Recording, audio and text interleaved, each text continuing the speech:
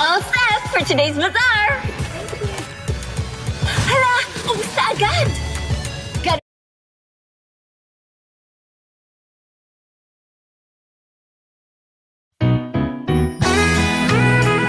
all set for today's bazaar!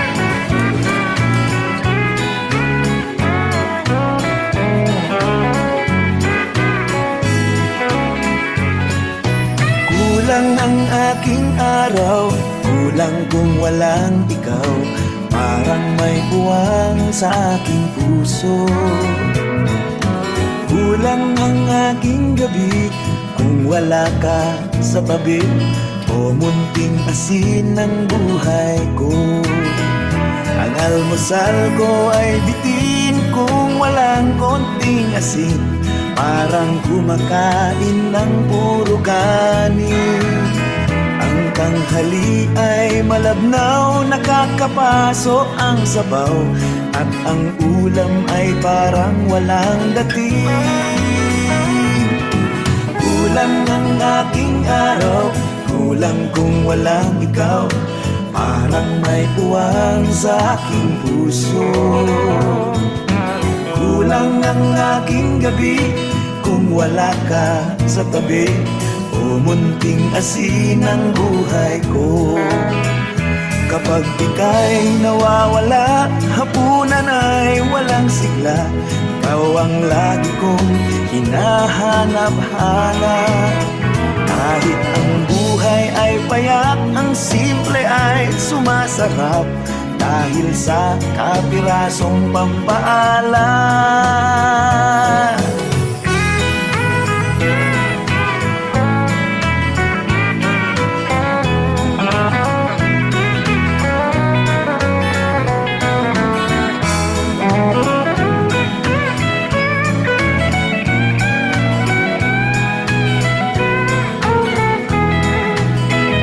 Ang almusal ko ay bitin kung walang konting asin. Parang kumakain ng puro kanin. Ang tanghali ay malabnaw, nakakapasok ang sabaw. At ang ulam ay parang walang dating. Kurang timay sa ngaal daw, kurang musika kat pumanaw. Awan ragrag sa akday ko'y puso. Kurang ngiti rabigi, kurang nuawan ka biole. Sa nga basit nga sintibiyag ko. Kapag ika'y nawawala, hapunan ay walang sigla. Ikaw ang lagi kong hinahanap-hanap. Kahit ang buhay ay payak, ang simple ay sumasarap. Dahil sa kapirasong pampaalam. Kulang ang aking araw, kulang kung walang ikaw. Parang may buwang sa aking puso. Kulang ang aking gabi kung wala ka sa tabi. O munting asin ang buhay, o munting asin ang buhay, o munting asin ang buhay ko.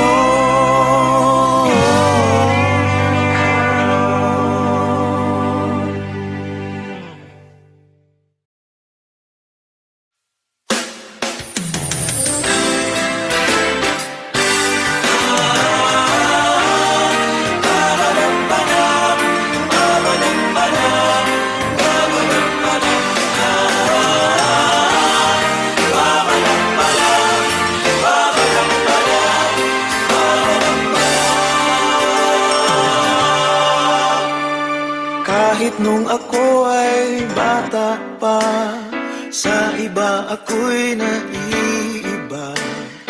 Minsan di ko maintindihan ang aking nararamdaman.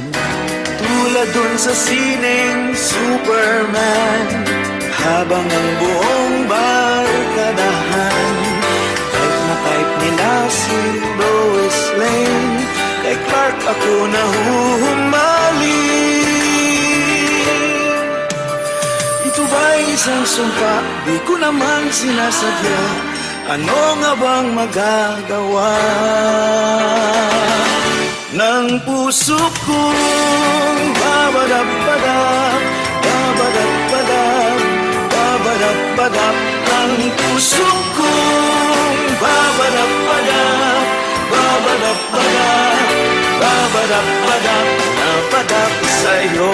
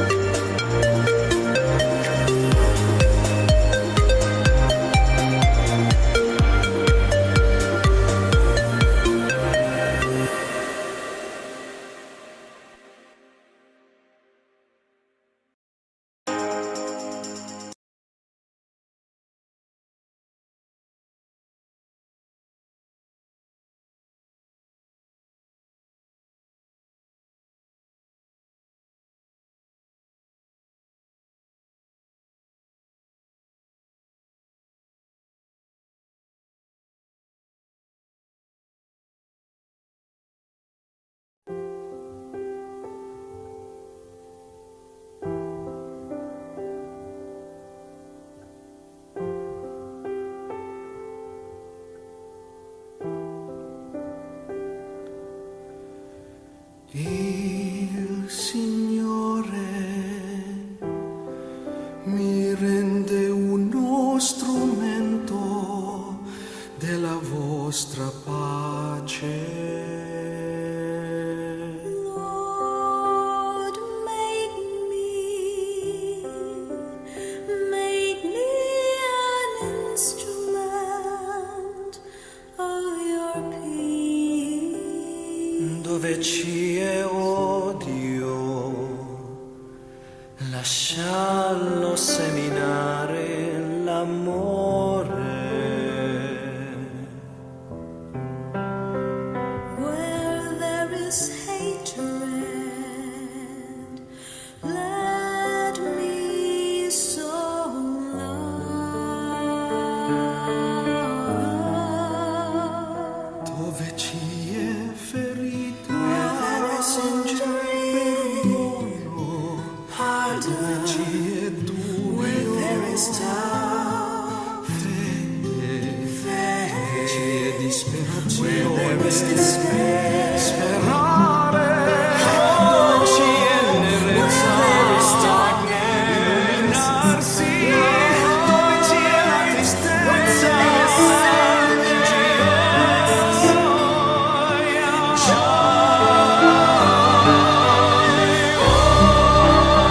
Divine Master, grant that I may not so much seek to be consoled as to console. To be understood as to understand. Love as to love, for it is in giving that we receive. It is in pardoning that we are pardoned. It is in dying that we are born again. It is in dying that we are born again. It is in dying that we are born again to eternal life. Signore, mi rende un strumento della vostra pace. Lord, make me an instrument of your peace.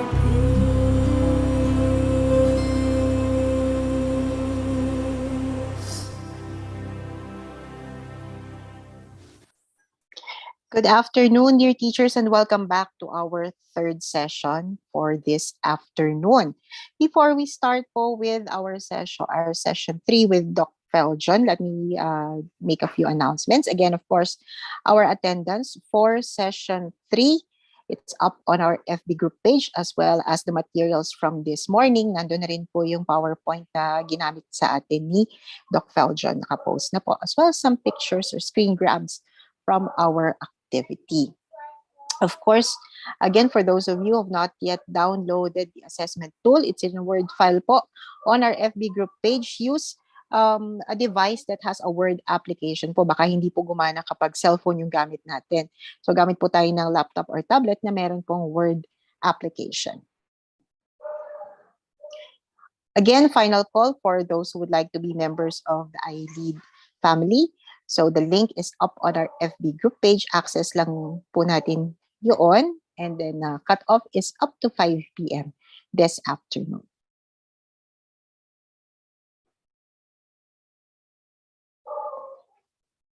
I posted also on the FB group page an invitation for those who would like to volunteer for this afternoon's activity. Kailangan po natin ng volunteer para maging mas productive po ang ating activity for this afternoon. There's going to be a mock interview kasi titignan po natin yung qualitative analysis and quantitative analysis na pagbaligtad po yung session kanina. So kanina po ay online. Ito po yung diniscuss natin kaninang umaga, yung online data capture and collection.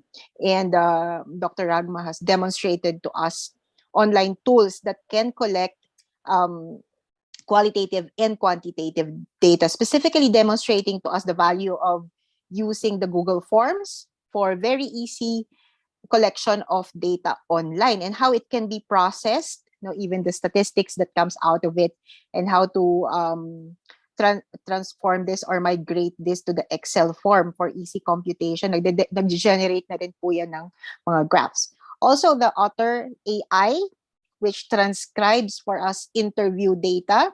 So yan po yung na-demonstrate sa atin for the online data capture and collection module this morning. So in-introduce ko po this morning, yun po yung ating session for this afternoon, the digital, quantitative, and qualitative analysis. Yun po yung gagawin natin. That's why Dr. Ragma is asking for volunteers for the interview. Ang topic po ng ating interview is experiences for face-to-face opening of classes in the DepEd. So for those of you po who would like to volunteer, kindly chat lang po sa ating chat box that you'd like to volunteer for the interview session. So for the assessment, ito po yung session natin kanina, yung assessment po natin is proficient teachers are asked to describe adapted versions of chosen online data gathering methodologies. So kanina po yan. So nagawa na po natin yan dun sa mga sessions natin kanina, the Google Forms that we were asked to create. For the highly proficient teachers, you're asked to propose simple sample guidelines for the effective use of online data gathering tools, especially for action research. So, pwedeng ang gawin nyo na lang po dyan yung screenshot ng activities natin kanina, ipasok nyo na lang po dun sa Word file na assessment tool. And presto, you have your assessment for that session. Okay, so we welcome back our speaker for this afternoon. Doc Feljon is here with us. Thank you very much, Ma'am Rhea. So there you have it. We will now continue our session in the morning to our session in the afternoon.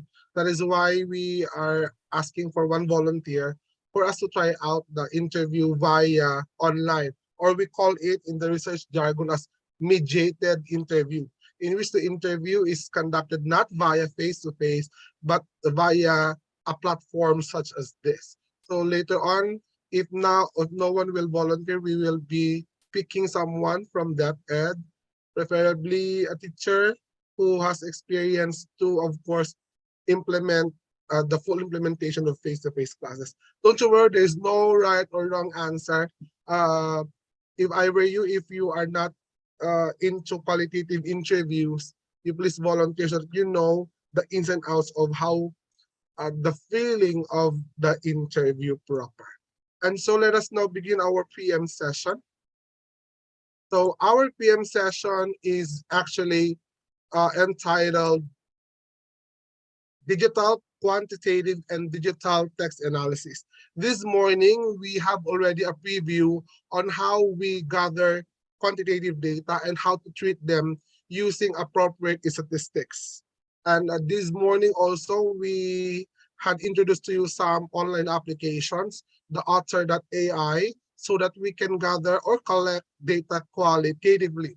And so since we are able to gather the necessary data, both for quantity and qualitative data, what's next? What should now be our ways forward? So if we are now able to treat data quantitatively, we now have to present that in tables or analysis so that we can communicate our findings to our readers. And then for the digital, for the text analysis, what we did was only an exploration of the Otter.ai. That is why we will be looking for some volunteer at this one, so that we can gather actual data on the experiences of teachers in the resumption of the full implementation of face-to-face classes. It is from there that we will springboard so that this data will be used in the actual analysis of qualitative data. Expect in our session 3 that there will be activities and workshops which will be used as your assessment for this session 3. There will be 2 outputs. One would be a simple analysis of quantitative data, and the other output is your simple analysis of qualitative data. I also hope that you were able to download the QDA Miner Lite application in your laptop, which I think was already given to you as instructions by Ma'am Maria. So our session objectives would be the following. We will be analyzing quantitative and qualitative data. So the one that we did a while ago or this morning was only to treat the data, but we have not gone to the analysis or the presentation of this quantitative data. We will also be analyzing qualitative data. So now that you know already Author.ai and there is a transcription and there is a budgeted interview, now that we will be gathering the data or we're able to gather the data, what's next? How do we analyze interviews? What tools shall we use to analyze the data collected from our qualitative interviews? So these are the things that we shall be exploring for this PM session. And the second one is, since we already know the principles behind the analysis of quantitative and qualitative data, it would also be good to present your own analysis as your output, and we shall try to critique them one by one for us to be redirected and for us to get some piece of information on how to improve our presentation. So let me start again our activity with this interactive game. If this morning we use the Kahoot, this time we shall be using the quizzes. So short instructions, please use again your cell phone or your laptop and try to scan the QR code. After scanning the QR code, we will have now the game platform, which is the quizzes. So limited participants will be asked. And those of you who cannot join the interactive games, then let us have a paper and pen for us to answer our questions. Okay, so please have a screenshot of the code, or you can scan right away and it will lead you to the game proper. So it will ask for a code, therefore we will show you the code a little earlier, a little while. So let us now have this one. I hope everyone was able to get a screenshot of this.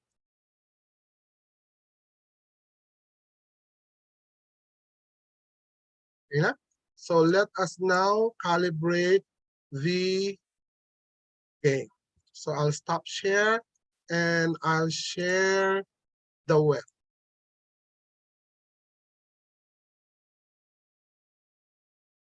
Okay. So I hope that the quizzes platform is being shown on your screen. So let me start by this.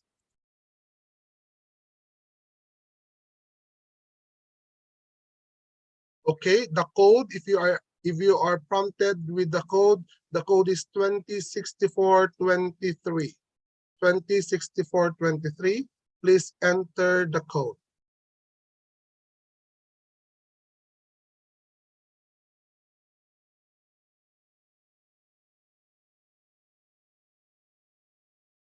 Okay. There's one group. There are 3 already. So let us see who are joining. Okay, Carol, there. Let's wait until we reach 40, at least 40. So for the others who cannot join us live, then you can get a sheet of paper and pen for you to join the answer manually. So there are already 9 participants. There are 10. Welcome to our interactive game environment. Okay. Let's wait for some more participants.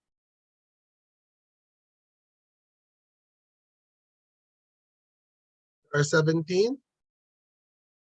Okay. Let's wait for some more.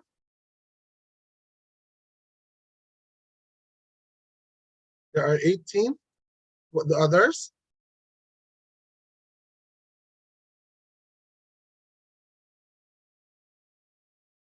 Okay, some more. So Alzona, Warren, France, Jean, Marifel, Ed B. Wiz, Katharina, Angie, Lizelle, Pasways, they're good. Elsa, Teresita, David, or David, Carol. Then we also have Lovely, CJ, JC, DLSZ. Okay, so how many? We already have 31, 32, and counting. So the moment I press start here, then we will already start the game. So once I press the start here, you will be flashed the questions and answer and the options rather on your screen. What will be flashed on my screen would be the score per participant, or the scoreboard as they call it. So there are already more than 42. Let us try to answer. Let us now try to start. Okay. So they are asking for the code. The code is 206423. Okay. So there are already 49. Let's start. So let us start. Let's keep the ball rolling. There are already 50. Let's start. Please look at your screen and try to answer. My screen will show you the leaderboard. Okay, let us now begin. In 1, 2, and 3, we start. Good luck.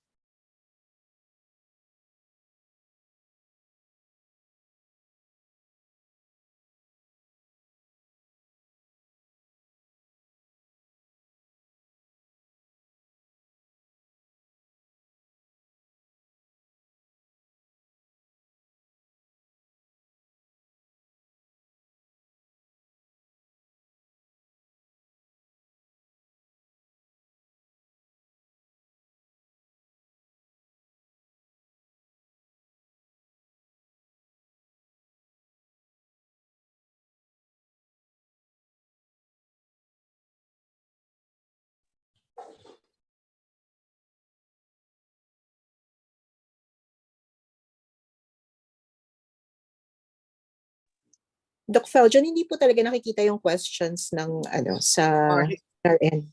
hindi ma'am, nasa phone nila mismo. Okay.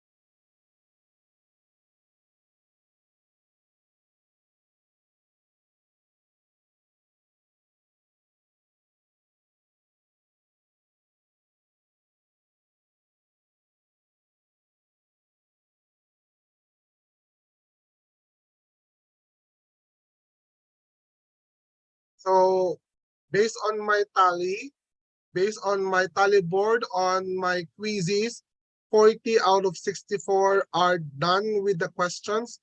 And let us see our top five. Our top five are the following. We have, is this mom or sir? This is Michael. Perfect score of 10 points. Very good. That's awesome. Second is Joko Romero with 8 points. Third is Josue Yambao. Sir Jose once again, very good. So we have this point, pero mabilis siyang mag-answer. Then on tie on the third one is Sir Jason with that score and Ma'am Elsa with that score. So quizzes is not only into the correct responses, but also on the speed in answering. Now, Ma'am Maria was asking a while ago of the questions. I actually intentionally did not show the questions so that we can review a little later the questions. So let us now review the questions as a springboard to our session 3. So for those of you who are not able to join, so this time we can have the questions to be reviewed here. So question number 1, for example, when analyzing quantitative data on profile, which statistical tools should be used? The answer here is frequency count and percentages. So the answer here is the third option. And there are 30 of you who got the correct answer. That's good. Half of those who took the online test. The second question, 35 correct answers, 26 incorrect answers. So which of the following statistical tools is used to treat data? From this question, what is the level of proficiency of the teachers in instructional delivery? And the answer is mean for that particular answer. Okay, and then question number 3, there are 28 correct answers, 33 are incorrect. Which research question uses the T ratio for R? So this time it's actually we are looking into the significance of the correlation. Therefore, R is correlation. So the answer here is significant correlation. This is the third option. So if we are only asking for the correlation or the degree of relationship, we will not be subjecting that to significance. But since we are looking into the significance, it's the T ratio for R that we use for that purpose. Question number 4, which is used to test significant difference of one group taking a pre-test or post-test. There are 2 close answers here. We have t-test dependent and t-test independent. The difference of the 2 would be this. If one group has taken the exam twice, like for example, pre-test and post-test, it's dependent, meaning the result of the post-test is dependent on the result of the pre-test. Say, for example, in action research, that's t-test independent. But if we are looking for the difference of 2 different groups, for example, group A and group B, then that is t-test independent. Therefore, the answer for question number 4 is t-test dependent. Let's go to the 5th question. Which is the first statement to present in qualitative data presentation or under findings? So we have direct quotes, we have theme definition, we have relevant statements from informants or a priori quotes. The correct answer here is theme definition. It's actually your full analysis of the themes. So that is the first thing to be presented under the findings, not the direct quotations, but the definition of your theme. 6th question, 14 got the correct answer and 48 incorrect, which is used for comparison and qualitative action research. So if you are conducting action research, we need to see the difference of the before implementation and the after implementation. And since this is qualitative research, we do not use t-tests or comparative tools. So in qualitative research, we use the juxtaposition. So we now compare the experiences or the qualities before and the experiences or descriptions after the implementation. And you call that in qualitative research as juxtaposition. Next, which is a software not used to treat qualitative data. So we have not used. So NVivo is actually one of the most popular application in qualitative research. MaxQDA is also a popular one for qualitative data analysis. QueerCos is also one. So the obvious answer there is Megastat, which is used for quantitative data. How about for question number 8? In data presentation, which is considered the core. So when we present our findings, the findings could be subdivided into 4 categories. And in the field of research, one thing among the 4 levels, one thing is considered to be the heart or the meat of the presentation. And the answer here is the discussion or the analysis part. So the answer is discussion for number 8. For question number 9, which is strongly suggested to be created in qualitative research and not in quantitative. So the answer is a thematic model. A thematic model is actually a requisite in presenting a qualitative research. So for example, you're done already analyzing your themes. As a summary of that, you will be required to present a thematic model to explain the essence of the phenomenon being analyzed. And question number 10, themes need to be validated in qualitative research. So I think number 10 has the most number of incorrect responses. So themes need to be validated in qualitative research, which type requires the verification of qualitative research experts. The answer here is critical friend technique. The answer is CFT or the CF technique. In the slide later on, we will be oriented or we will be informed of the different ways in validating themes. There are several ways, and one of them is critical friend technique. If you want to know the other techniques, please wait a little longer because we will discuss that in the latter portion of the presentation or the discussion, since that will be the last part of analysis, the validation of the themes. So there you have it. Those are the things that we will encounter as we go along session 3. Okay, so we're done with the interactive pretest. I hope that you learned something from the pretest palama. And so let us now have the session for today.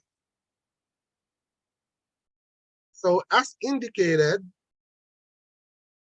let me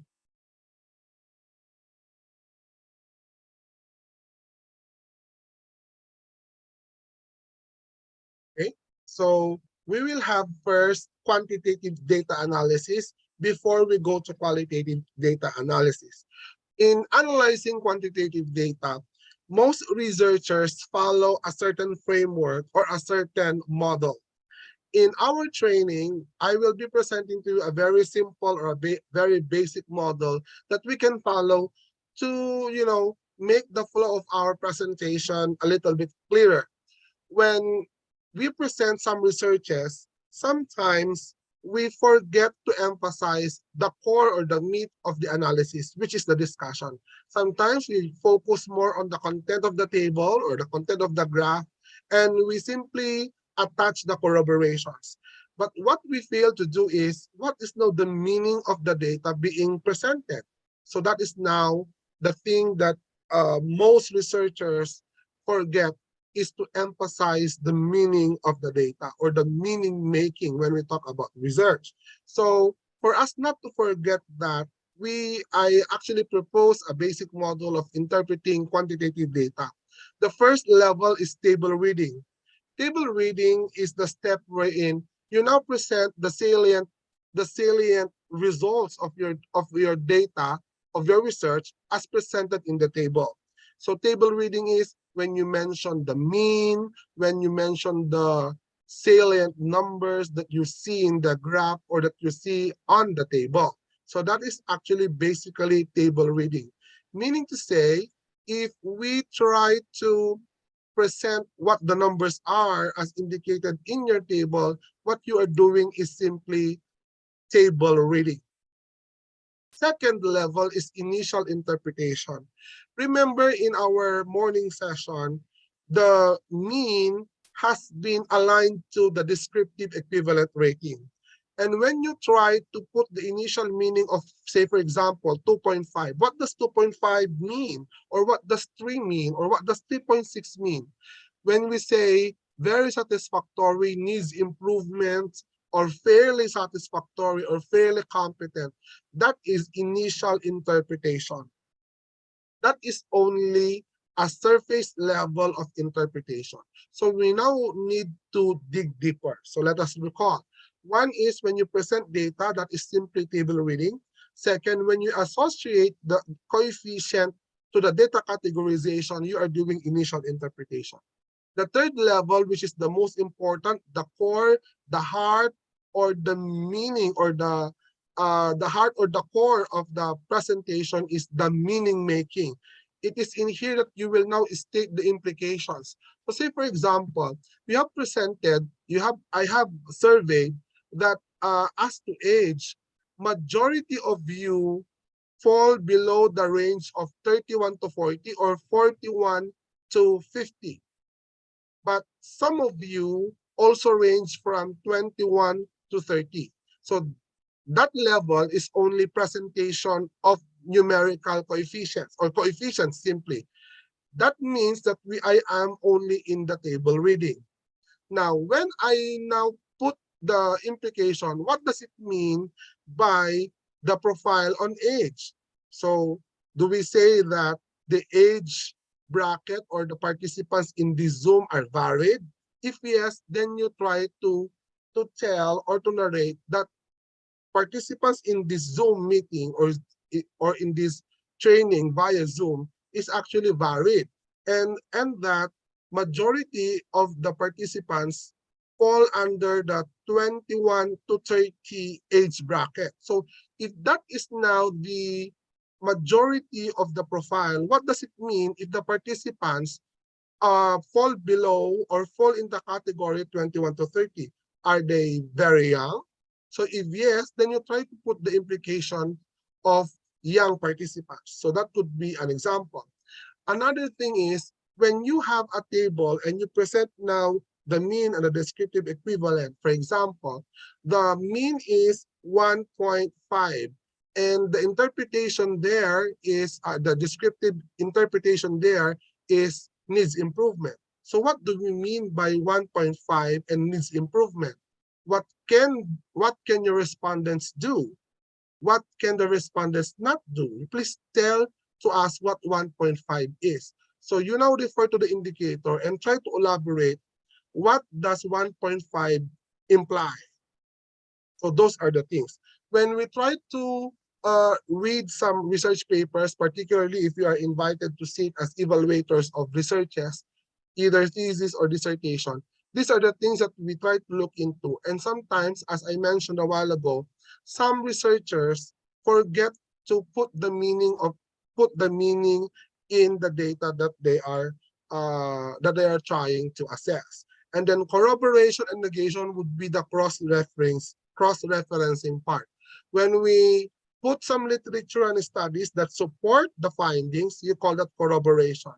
But when you place some studies that actually oppose the findings of your research, then you call that negation. So that simple basic model will actually guide us in doing a better and a more comprehensive presentation of data. We begin with level 1, table reading, that is presenting only the contents of the table or the graph. Second is the initial interpretation, wherein you anchor the coefficient to the descriptive equivalent rating. Third level, the most important, the heart of the analysis, is for you to make meaning out of the data. You discuss the findings or discuss the coefficient, and you now put in here the implication. That is actually the most important. The discussion part should be more lengthy compared to the table reading. Unlike for the previous studies that we could review, the table reading is so lengthy that some researchers, because they are lengthy, they have already construed that is already the interpretation part, which is actually incorrect. And the fourth level is corroboration or negation. This would be the cross-referencing part. Moving further, when you interpret, you do deductive, you do deductive presentation, or you do deductive analysis, meaning you have to highlight only significant details. So imagine if you have a table full of coefficients, for example, you do not need to interpret all the indicators one by one. That would be tedious or laborious on our part. So how do we do so? Only focus on the significant details of the table. So for example, we begin with the general mean first, followed by the initial interpretation, the meaning making, then the corroboration. So the first thing that you need to focus on would be the general mean. What does the general mean say? So after indicating the general mean and discussing it using the 4 levels of interpretation, we go to the highest mean in that sub-area. Then you also incorporate the 4 levels of interpretation. Then after looking into the highest mean, you also indicate in there the lowest mean in that sub-area, and you do the 4 levels of interpretation. Now, there are some data that would reflect some deviant data. What do you mean by deviant data? Ito yung mga data na kakaiba or hindi siya kasali sa pattern ng mga data. I'll give an illustrative example. For example, you have one table, and then the data would be 1, 1.5, 3, 1.25, 4, 1.01.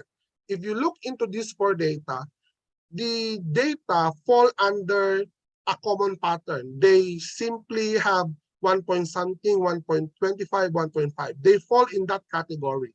Now, for the fifth data, instead of having 1 point something, the fifth data would be 4.98.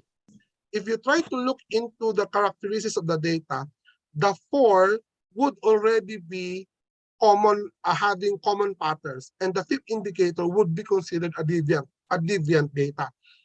It becomes a deviant data because aside from when you try to compare the fifth indicator or this indicator to the other indicators, kakaiba yung characteristic niya. Kumbaga, if we try to rate 1, 1, 1, and then the last indicator would be 5.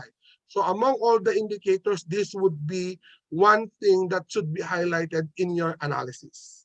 So that is actually one thing that we will be considering when we analyze the data. Now, for example, I have here an example of data. This now talks about a summary of the data to be gathered. These are the indicators: instructional delivery, 3.11, curriculum management, 2.02, assessment, until instructional innovations, 1.15, and we have here the corresponding descriptions. So we have fair, poor, fair, fair, poor, very poor, and then the overall mean is 2.51, and the description is fair. So as what we have told earlier, when we try to analyze this table, the first thing that we need to do is to do deductive presentation of findings. We first interpret the mean, the overall mean, to give us a general picture of what the assessment is all about. Then second is the highest, and the third one would be the lowest. Then if there are deviant scores, then you also try to put also emphasis on the deviant score. However, as we look into this table, there is no deviant score that seems to appear because the scores are actually quite near each other. So how do we do the analysis? So we begin with the overall mean, then followed by the highest mean. In this particular example, it's assessment, which is 3.45, then followed by the lowest, which is on instructional innovations, which garnered a coefficient or a rating of 1.15. Now that we have highlighted already the 3 data to be presented in the narrative, then we can already proceed to the 4 levels of interpretation. Let us be guided with the 4 levels of interpretation. As a reminder: 1, table reading. You now present what the table is all about, the coefficients, the significant numbers. Second, to give us or associate the number to the descriptive equivalent. Third is to put meaning to it. And fourth is corroboration if there's any. So if we try to read our paper, we have table 1 shows the level of competence of the teachers in instructional management and delivery. So we know from this narrative that the study is all talking about instructional management and delivery. So the researcher is trying to assess the instructional management and delivery of some respondents. The overall mean is 2.51, indicating fair competence. This means that the teachers have not gained the expected level of skills to be able to teach the students. If we try now to analyze this particular paragraph, we can identify the 4 levels of interpretation as indicated. So the first few sentences in the paragraph, or the first sentence, is the initial reading. And then we also have until the coefficients. If ever you see numbers in the narrative, that is still initial reading, because the researcher is only presenting the numbers as seen in the table. So that is only table reading or initial reading. Next one is when you associate already what the mean is all about, like say, for example, fair competence, that is now level 2, which is now initial meaning. When you try to put the meaning of what 2.51 is and what fair competence is all about, you are now putting a discussion or now putting the implications to this study. So that's how you try to put meaning on the data. So after, of course, that this is only an illustrative example, you can put more sentences to explain what 2.51 is. So with fair competence, what can they do? With a general mean of 2.51, perhaps they can teach the basics, perhaps. But when we try to incorporate some 21st century pedagogies, they fail on this. So this could be some further explanations as to what fair competence is all about. Moving further, we can say that with this low level of skills, the teachers can only teach the basics and cannot impart well advanced topics. So if you only have an average level of instructional competence, you cannot give what you do not have. Of course, we know that dogma already. So since that is at the average level, you can teach, but only at a certain limitation.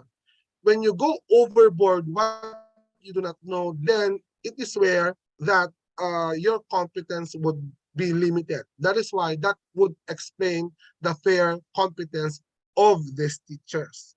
So this runs parallel to, that would already be corroboration, because the word used is parallel to the findings of the study. But do take note that that is not only the analysis to be indicated in the table. Remember that we are only analyzing the general rating, which is the overall rating. We go to the highest also and then the lowest, following the 4 levels of interpretation. So we have this would also be implication, and that would be the corroboration. Moving further, we can say that following the same deductive presentation, we also do the same thing for the highest data and the lowest data. So what do we mean by that? If we try to go back, we're done with 2.51. What can we now do with 3.45? So you present that the highest rating is 3.45 per assessment, described as fair. So that is initial reading or table reading and initial interpretation. So what do we mean by fair competence in assessment? So fair competence in assessment, meaning the teachers can assess the performance of the learners. Perhaps they are very skilled at written assessment, but they are not so skilled in authentic assessment or performance-based assessment. So how do you know that these are the analysis of this? You can try to ask some teachers or respondents as to why they rated themselves in assessment fair. This is actually one limitation of quantitative research when we try to analyze. When we analyze data, our respondents only give us numbers, correct? But out of these numbers, put your interpretation of this. And that is actually one limitation. Uh, you are now trying to give meaning to the numbers even without asking some respondents as to why they rated themselves fairly competent only. But since you are limited with that, you just put the meaning to what the numbers would mean according to your perception. And that would now be backed up by some corroborations and some negations. Since that is a limitation, that will now be an advantage when we go to qualitative research, because the actual experience or the actual interpretation of the data or of the phenomenon would now come from our respondents. So it would be easier to give the interpretation in qualitative research because the actual experiences of your respondents are already there, unlike for quantitative research. So moving further, after presenting the highest mean, we now go to the lowest mean, which is on instructional innovations, which is 1.15, which is very poor. That is actually in the levels, five levels of data categorization. Very poor is actually the last leg of the categorization, which indicates that if the instructional innovations would be very poor, the teachers have difficulty of integrating technology, integrating cutting edge strategies, integrating innovations to make the class lively or interactive. Perhaps the teachers are still in the lecture method, using the board, using some PowerPoint presentation, and the PowerPoint presentation or the slides simply replace the Manila paper or the cartolina. They have not used some interactive applications that are widely available via the net. So something like that. So those are the things that you could put in your narrative so that you can interpret or analyze the data. But I would like to warn you that when you analyze your data, recommendations or recommendatory statements should not be indicated in the narrative, because that should be placed under the recommendations portion. So for example, instructional innovations is rated 1.15 or very poor.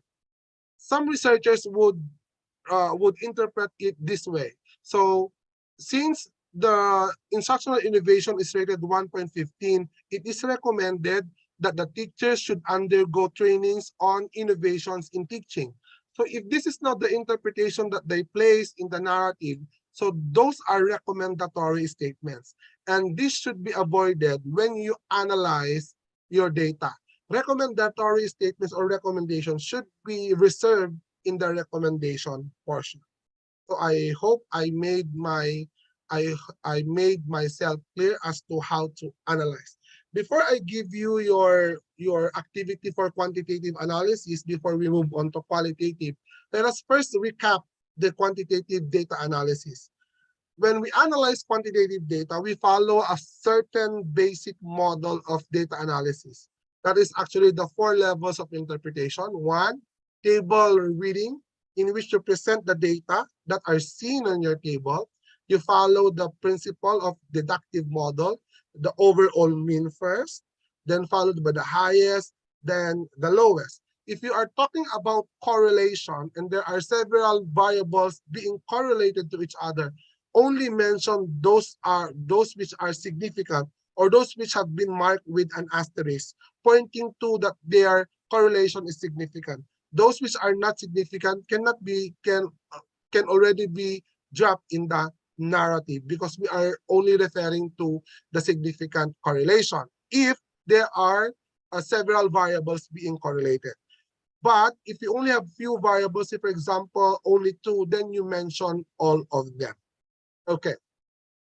Second one is the initial meaning, in which you associate the coefficient to the descriptive equivalent rating. Third is a discussion, wherein that will now be the bulk of the interpretation. And the fourth one is the corroboration and then the negation. If you ask for, sir, my research is actually new and I cannot find some studies that are similar to mine, then you can actually cite some literature, some ideas or some concepts or even some theories that will back up the results of your study. And that would already be okay for the corroboration part. Not necessarily studies, but also some concepts, some ideas, and some theories. This is actually particularly happening for qualitative research, because for qualitative research, new human phenomenon or new human experiences are being explored from one research to the other, and some researches have not been duplicated yet, unlike for quantitative research. That is why instead of studies, they put in some ideas, some concepts, or some framework to attest to their thematic analysis. And so with that, I would like to invite you into your workshop, ladies and gentlemen. The minimum, perhaps you can go for 10 minutes. Please give me an analysis of these indicators. So as mentioned, you will have to continue the table presented. Give me the meaning of 3.45 assessment, which is fair, and give me the meaning of instructional innovations, which is very poor. So perhaps there will be at least 2 paragraphs to explain what 3.45 is and 1.15 is all about. Sir, where can we find the corroborations and negation? You can search the internet with relevant information to corroborate or to negate the initial findings indicated in the table. So, Ma'am Ria, can you please give them 10 minutes, or if 10 minutes is not enough, we can extend until 15 minutes. Ma'am Ria? Sure, Doc Feljon. Okay, Go ahead. so our participants, please use your laptops and try to scribble or encode your paragraphs, your interpretation as to this table. Okay, back to you, Ma'am Ria. Yes, Doc Feljon, leave on lang natin po itong slide so they can see it.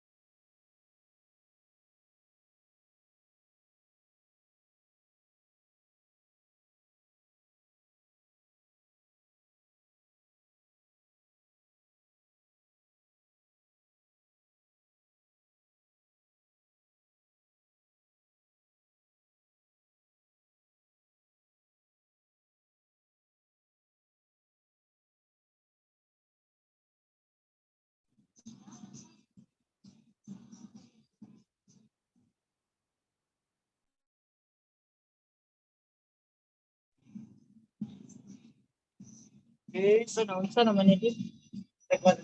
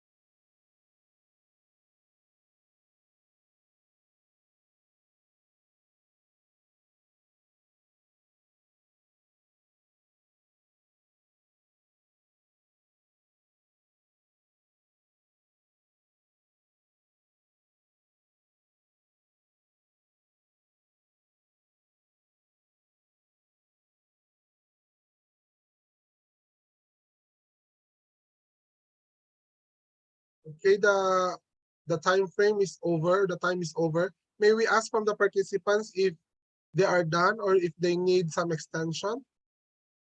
Please feel free to put in the chat box if you need some extension, please, so we know what to do.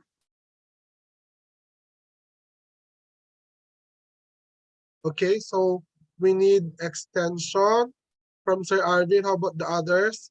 Extension, please, from Sir Wisbir. Sir Arvin Larovis, I gave you a DM, a direct message. Please try to answer. Thank you. So we shall be extending for another 5 minutes, and let's try to see whether we can have the output after 5 minutes. Okay? Excuse me po, Doc. Ano po yun, Doc? Yes. Sir Arvin, I gave you a DM, please, via the Zoom.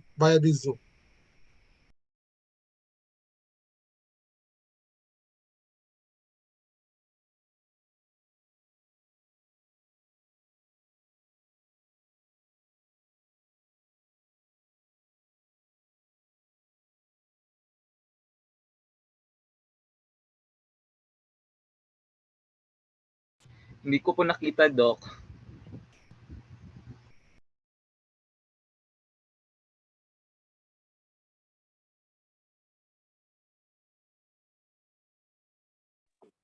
Sir Arvin, check po sa Zoom chat siguro.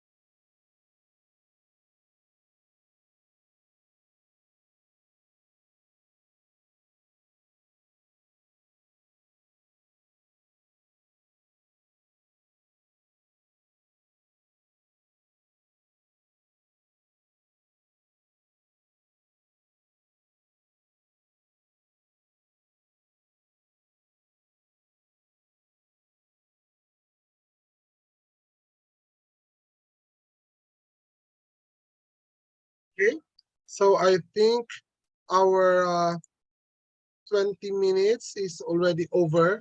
Let's have some presentation of some outputs. Can we have some volunteers, please? Volunteers so that we can I will have to stop share so that you can share your screen. Okay, so can we have volunteers so that we can see if the outputs have been accomplished and the outputs are aligned with what we have presented? Some volunteers, please. If we don't hear some volunteers, then we will be calling some people to present their outputs. You can use the raise hand icon po so that we can co-host you and allow you to share screen.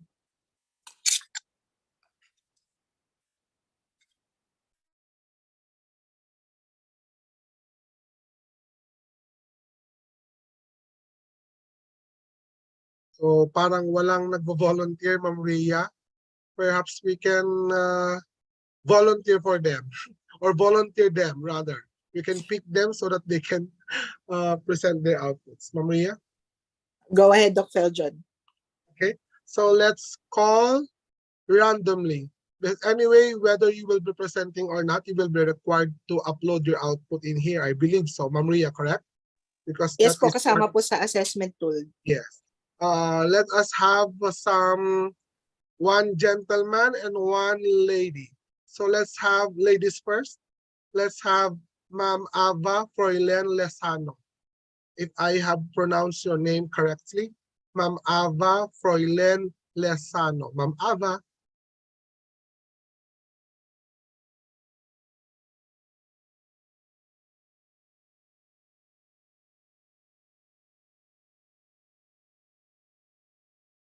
Parang wala si Ma'am Ava. Let's ask Ma'am Carla Mosqueda from SDO Panabo City. Ma'am Carla, hello.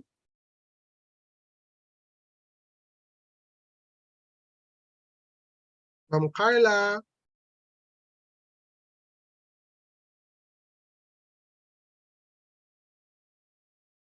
Parang wala rin si Ma'am Carla. So let's call for some more. Let's have dito naman sa baba so that everyone will have the chance to be called. Ma'am Charish Banton. Ma'am Charish Banton, please. Hello, Ma'am Charish.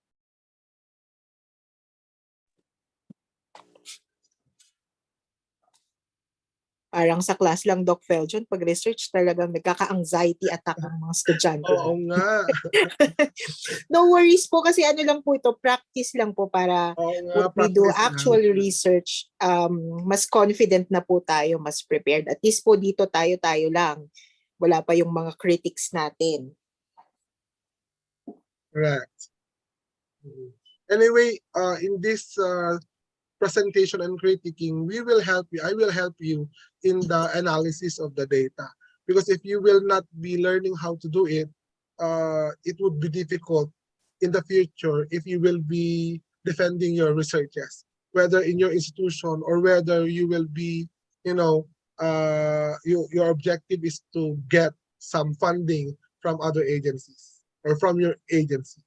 Okay, let's have some more. Ayan si Sir Eric po. Oh, Sir Eric Dalumpines. Sir Eric. Yes, sir. I would like to share my drop output. No, so sometimes kasi my internet is not but I would like to share. Sir Eric from HEI. Hindi po, sir, from DepEd po. From DepEd. Okay, SDO sir. Panabo kasi tinawag mo kanina yung Panabo. Ako na lang. Oo nga, sir. Go, Sir Eric. Go ahead. Can I share my screen po? Yes, please.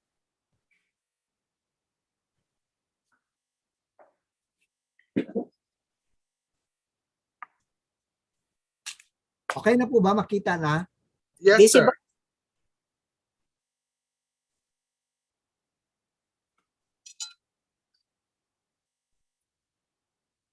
Okay, so allow me to share my output of this afternoon activity. We have this tabular data, no? So my interpretation is the overall mean percentage scores of sample activity is 2.51 with a descriptive equivalent of fair. The descriptive indicators on instructional innovation is very poor. This means that the innovations implemented by the teachers did not provide a meaningful result. Thus, the signal to teachers to change their innovation that is suited to the learners in today's generation. It is supported in the study of 2002. Hindi ako nakapag-research kasi medyo mahina yung internet. The teachers must adopt new strategies that is suited to learners' interest in the advent of technology. So that's what po my interpretation of this sample activity. Thank you. Okay, Sir Eric. Sir Eric, I would just like to put some, extend some pointers. Sir, kung okay lang? Yes, sir. Go ahead, sir, for improvement po. Okay, so let us try to read. Your task is to interpret this, but the thing that we would like you to do is on the assessment part or the instructional part, because in the presentation we're done already with the 2.51, which is the overall. But anyway, let's try to look into that. The overall mean is 2.51 with descriptive equivalent of fair. The descriptive indicators on instructional innovations is very poor. So what is missing in here, sir, is what 2.51 is all about. So what you did in the first sentence is only table reading and initial meaning. But as to what is the meaning of 2.51, it's actually missing after the first sentence. Then you went on to instructional innovations, which is poor, but you did not mention the coefficient. So what do we mean by an instructional innovation which is very poor? This means that the innovations implemented by the teachers did not provide a meaningful result. Okay, meaningful result. Thus, this signal to teachers to change their innovation. So, sir, this sentence says, beginning from thus, this phrase, thus until generations, this is actually recommendatory in nature, which means you are already recommending to the teachers to change their innovation, to suit the innovation to the learners. So perhaps we can rephrase this, sir, so that it will not sound to be recommendatory in nature. I emphasized this in our lecture a while ago, that when we try to analyze data or we present the analysis, recommendatory statements should be avoided. And the recommendation should be placed in the latter portion of our research paper. Okay, thank you, Sir Eric, for doing a job well done. I hope you also took down notes, some of the pointers that I gave you for future endeavors, so that you can remember what to do next time. Sir Eric, congratulations. It's good to go. Thank you, sir. Okay, can we have some more? Let us see the chat box. I think Sir Wizvir, if I have pronounced it correctly, sir, we have a lot of messages in the chat box. Sir Aladdin is also done. Sir Wizvir, Sir Arvin. Sir Wizvir Gustilo. Hi sir, good afternoon po. Okay, go ahead, sir.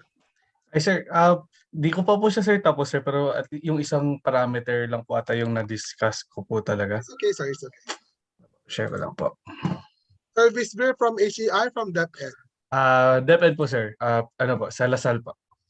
Okay. From Basic Ed, Lasal, private. Yes po. Sir, you're in face-to-face, correct? Ano pa sir, hybrid pa po kami sir. Okay, good. Yes sir, tama po ba yung na-share ko po screen? Yes, we are reading the overall mean of 2.51. Something like that. Here po, Yeah. tama po ba sir? Yes. And sir, the so table is I'm in the table po, and I stated po the table 1 shows the instructional delivery competence, same po sa structure po na binigay niyo po kanina, na indicating fair performance. And this could mean that the teachers are not sufficiently equipped to teach and efficiently deliver the instruction, leading to ineffective student learning in their respective institution. So po yung nakita ko po kasi kanina po na reference po ay gano'n po yung sinabi na student learning po is very dependent po on efficient delivery of instruction. Tapos po indicators such as assessment and instructional innovations had the highest and lowest mean scores respectively. A score of 3.45 or fair in the assessment indicator could mean that the provisions relating to instructional practices of teachers in terms of assessment is somehow evident.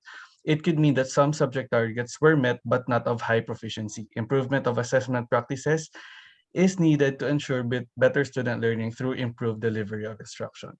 So yun lang po sir yung nagawa ko, hindi ko pa po siya na-discuss po yung sa instructional innovation po. Okay, so thank you, Sir Wisby. Actually, you did the overall and you have the interpretation there. Although we cannot see some corroborations, but it's good. The interpretation portion or the meaning making is done. And then you also interpreted assessment. And your interpretation of the assessment is actually talking about, could you please,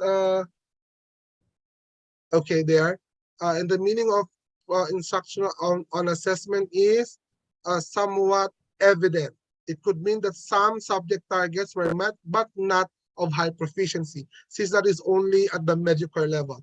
What I would like to pose this question to you, Sir Wisbir.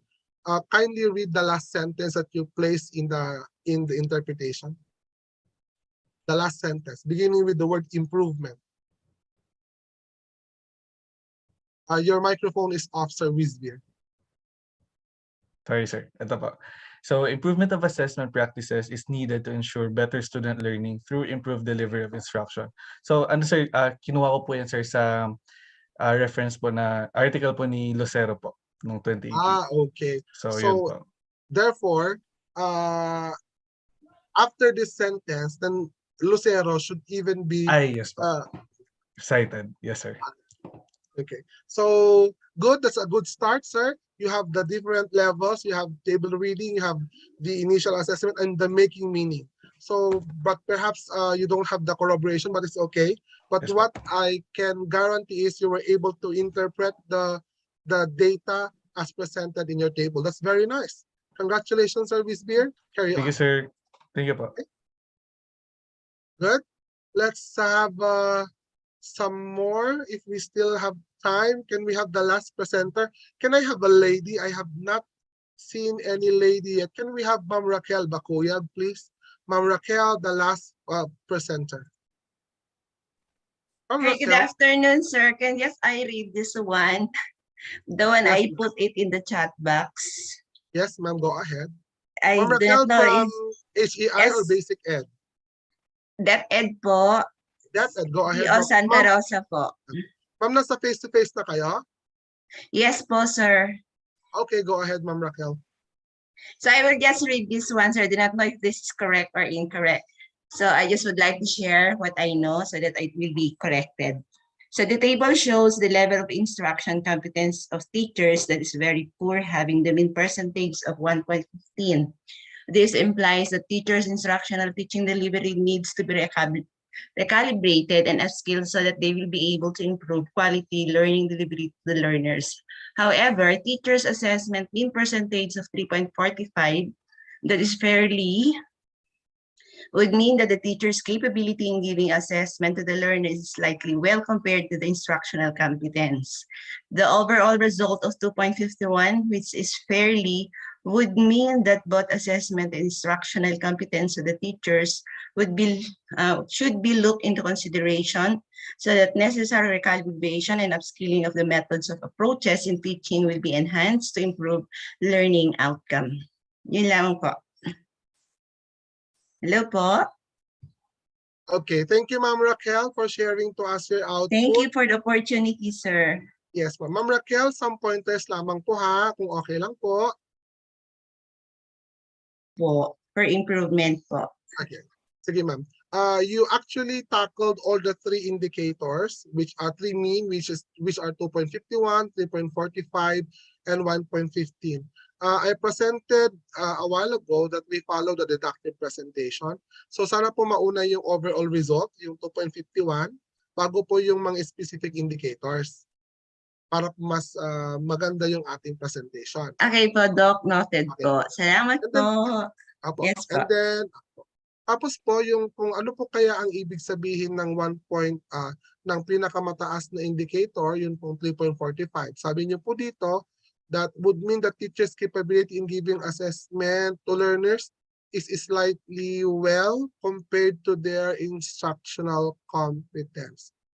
So parang kino-compare po natin yung kanilang competence dito, ano po sa instructional competence.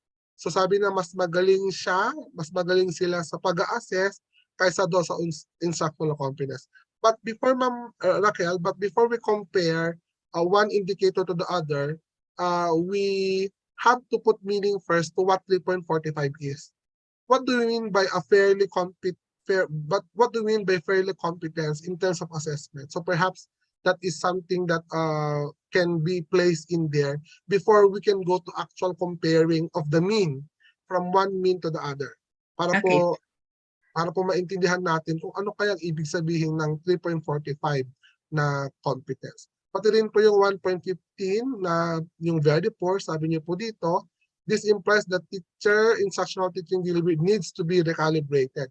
So pag meron pong word kaya na need, ano po kaya ang sinasuggest no? Nagre-recommend na po ba tayo? Pag meron po tayong word na sinabing the teachers need to be recalibrated.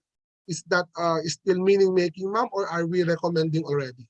Actually, in the way I did the analysis, Doc, is I just have it analyzed based from the data, and then after that, so to end it up, I made the suggestions on the latter part of my presentation.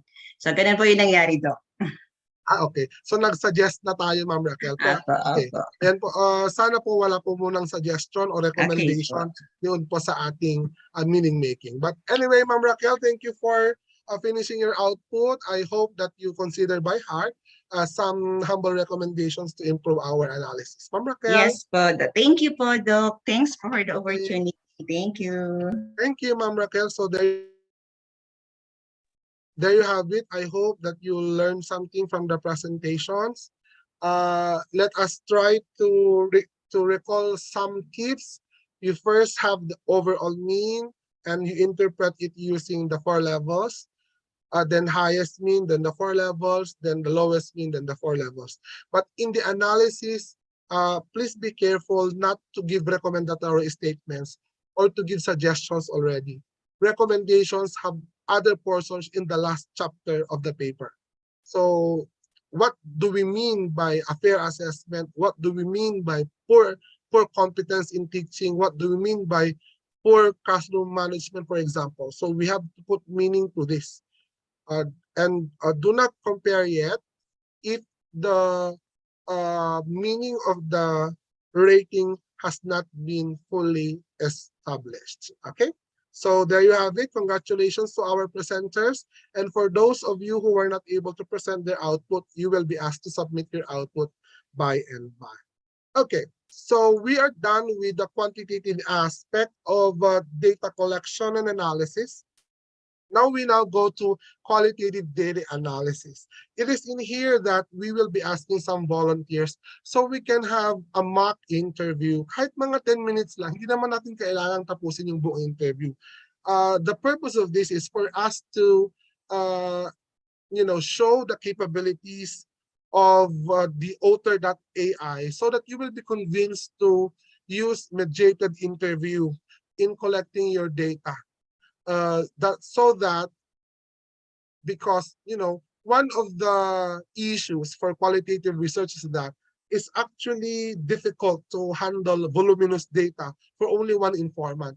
But because of technology and other emerging applications such as the author.ai, researchers in qualitative research are now helped or assisted in handling voluminous data such as data gathered from interview. So number one is for us to interview our key informants via the online platform. Now, when we interview, remember that we should already know your... Okay, thank you, Ma'am Milagros. Okay, so merong mga concern dito sa chat box. Ayan, nag-present, Ma'am Flor de Liza already sent, and Ma'am, okay, so Ma'am Milagros, thank you for the insights. So let me continue. When we interview informants, we should know already who are the participants based on our inclusion and our selection criteria. So once we have already identified, or we have already set the parameters in selecting our informants, then we can already interview. Obviously, before we interview, we have to prepare the interview venue. It should be conducive to the interview. It should be away from any any disturbances or any noise, and it should be as private as possible. Remember that what you are gathering are actually personal experiences, which means to say that these personal experiences are actually very private. And we have Data Privacy Act of the Philippines, and we had to subscribe to the stipulations provided or stipulated in the law. Therefore, these things should be prepared. One, your interview guide, your interview questions. Your interview questions should be validated first and should be pilot tested so that you can test whether the questions are appropriate, are properly aligned, or properly written. And pilot testing would also arm the interviewer as to what to do. It will give you a glimpse of what will happen, and you know what to do or what to ask whenever these situations or these answers appear. Sometimes our interviewees will not tell to us all the things that they want to share. Sometimes they will hide something, because sometimes as an interviewer, you are a stranger to them. So if I am your interviewee, why should I tell you my personal experience? I do not even know you. It's my first time to encounter you, yet you are asking me some personal questions. You know, the beauty of qualitative research is it actually explores human experiences. That is why the data are actually very personal. So you should have an informed consent, and the informed consent should explain all the details and the limitations of engaging in the research. And the consent should have been signed prior to the conduct of the interview. So you can even have the consent be signed even prior to the interview, even days before the interview, and you should agree on the date when to meet. For example, I have already identified Sir Wisber Gustillo as my informant because he meets the criterion of the interview. I will not ask Sir Wisber to interview this afternoon and sign the consent at 3 o'clock. No, that is not the proper way to do that. You try to communicate first with Sir Wisber and discuss the relevant concepts of your research, the objectives, general objectives, and what will happen. Then, after you discuss with Sir Wisber, you now present the consent and the agreement of the next meeting. Because it might be that when you meet Sir Wisber in the first encounter, he is not available. He has already some activities pre-scheduled before your meeting. That is why after the consent, you now try to agree when is the proper date of the interview, and when is the proper day of the interview, and where will you interview. And when you try to do the interview, you have to be very prepared.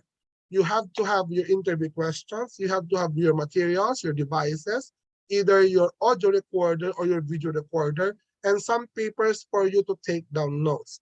In some instances, you could hire some recorders or some recording secretary, but these recording secretaries should be trained in taking down notes for qualitative interview. You could also hire some videographers or audio recorders.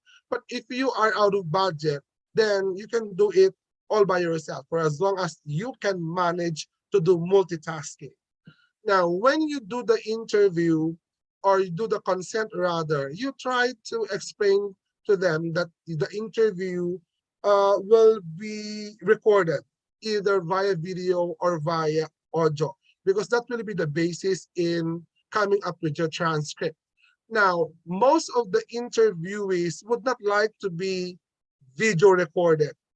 That is why an option shall be presented to them, which is the audio recording. Be sure that when you use an audio recording, you will switch that on when the conversation starts.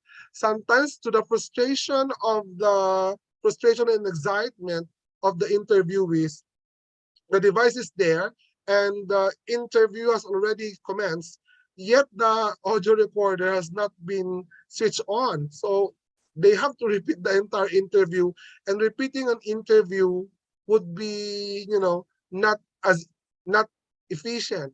It The interviewee would even be bothered that you will repeat the interview from square one.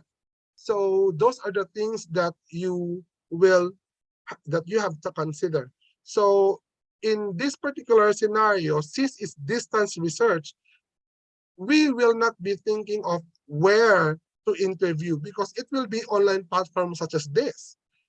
And since that is the case, the only thing that we will agree with the interviewee is what time will he or she be available after seeking the consent. I emphasize, consent is actually a requisite before conducting the research, because it is in the consent where everything is to be agreed upon. The date, the venue, the platform to be used, if it's distance research, the time, the objectives, and any other agreement, whether the interviewee will opt for video recording or audio recording. Okay, I hope that is clear. So let us now have some examples of interview guide. One of the most important materials that you should prepare when you do qualitative interview is your interview guide questions, or your interview guide, as they call it. The interview guide is not actually the same with your research questions. Your interview guide are your questions that you will ask in the interview, but when you try to give the essence of the interview questions, this will actually relate to answering your research questions. Your research question in qualitative research could even be one question, one overarching question, or one objective. Your interview questions are actually series of questions that will answer the research questions later on. Now, in the interview questions or in the interview guide, the questions could be subdivided into 3 levels. The first level is your introductory question. Of course, the introductory question is, the purpose of the introductory question is for you to establish rapport with your informant. So these are questions which are not so important in terms of answering the research questions. But these are questions which are deemed important because it establishes the connection between the interviewer and the interviewee. It seems to be that the introductory questions would be a little bit, casual questioning, so that the interviewee will not feel that the interview is too serious or too personal, that it might intimidate the interviewee. So the introductory questions are actually very important. Like, for example, when you hear the word typhoon, what comes to your mind? Or bring me back to Typhoon Marine, something like that. So some introductory questions. And then for the key questions or your main questions, it is in here that these are the questions that we will now try to answer your research questions later on, which is, the title of the research is The Lived Experiences of School Personnel During Typhoon Marine, Challenges and Coping Mechanisms. So when I talk to Sir Wisvir, for example, I do not ask him right away, Sir, what are your challenges during Typhoon Marine? And what are your coping mechanisms? That is actually a no-no. You do not ask right away the interview questions or the key questions from your informant. You have to start from level 1 to level 2, level 3, until the last level. Make the interview as smooth as possible, that the interviewing becomes so casual that the informant does not know it is already the key question that is now being asked by the interviewer. So you can ask some questions. Sir, what if there is a very good answer from the interviewee, yet my question, the follow-up question is not found in my interview guide? Can I ask that question? Absolutely. This is only a guide, which means to say that you can ask some questions to probe into the answers of your informants so that these experiences shall be deeply explored. But since this is your interview guide, remember to go back to these interview questions that you have written so that you stay focused on the study. Sometimes if you digress from this interview guide, you might feel that you are already very, very far away from the objective of your research. That is why your guide will be used to, you, sabi ni Ma'am Aba, I missed that. It's okay, Ma'am Aba. Anyway, you will submit all your outputs there. And Ma'am Aba is volunteering for the mock interview. I like it, Ma'am Aba. Thank you. Please prepare, Ma'am Aba. I will be interviewing you later on for a maximum of 10 minutes lang. Para makita lang nila how the author.ai will work. So as I was saying, so parang yung ginawa ko, I was discussing the interview guide. There are some things that we need to look into, like Ma'am Ava. I digress a little bit from the interview guide, but when I look at my interview guide, I went back to my interview guide after digressing a little bit, but I know what to do. That is to explain to you the interview guide per se. So we're back to the interview guide. So you ask now the probing questions. You can even ask questions that are not written in your interview guide. Now, the characteristic of interview guide questions in qualitative approaches is this. You do not ask closed-ended questions or categorical questions. Like, for example, do you? So when we say, do you consider typhoon as this? The answer would only be yes or no. And those are categorical questions. They will not ask for the human experience for narratives, because you're only asking for a yes or no answer. Instead, you go for questions that ask for exploration of the experiences. For example, narrate to me your experiences during Typhoon Maring. What did you do when the flood was rising? So when you ask for what did you do, answers would be narrative in nature. The experiences during the flooding will now be explored. At yun ang sasabihin ng ating mga informants. I hope that is clear. Now, can we ask clarificatory questions which are categorical? Correct. We can ask categorical questions, but only for clarification purposes. But when you ask for a yes or no or categorical question, then a follow-up question should be open-ended. So I repeat, your main question should be narrative in nature. It should be open-ended in nature. Then if you think that your interview has already caught the main experiences, you do not end there, but you try to ask questions that would make a smooth exit or a smooth ending of your interview. So say, for example, the exit question would even wrap up the things and would even allow for a follow-up session if that is possible. So are there other things that you want to share, ma'am, sir?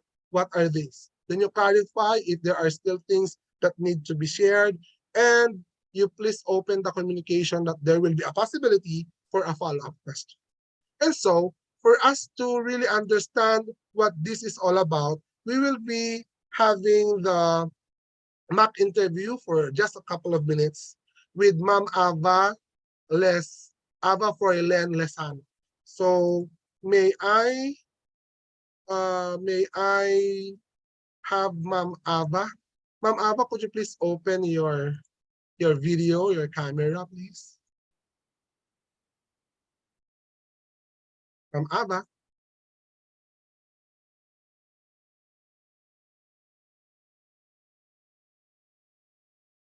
Good afternoon. Yes, Ma'am Ava, good afternoon. Okay. Ma'am Ava, Okay ka lang, ma'am? Relax ka lang, ha? Okay. Hello, Ma'am Ava. Let us start our very simple mock interview so that we can just test. What I am sharing to everyone is the author.ai, the recording, the transcription. We will do the interview. Ma'am Ava is here with me for the interview. Let us presume that the consent is already signed. Everything is already prepared, and we are already in the actual interview. I will now start the recording so that everyone can see how author.ai works. Good afternoon, Ma'am Ava. Hello. Hello, good afternoon, sir.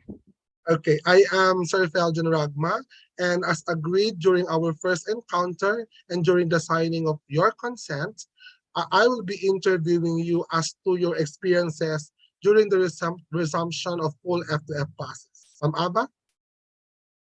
Yes, sir. Oh, okay.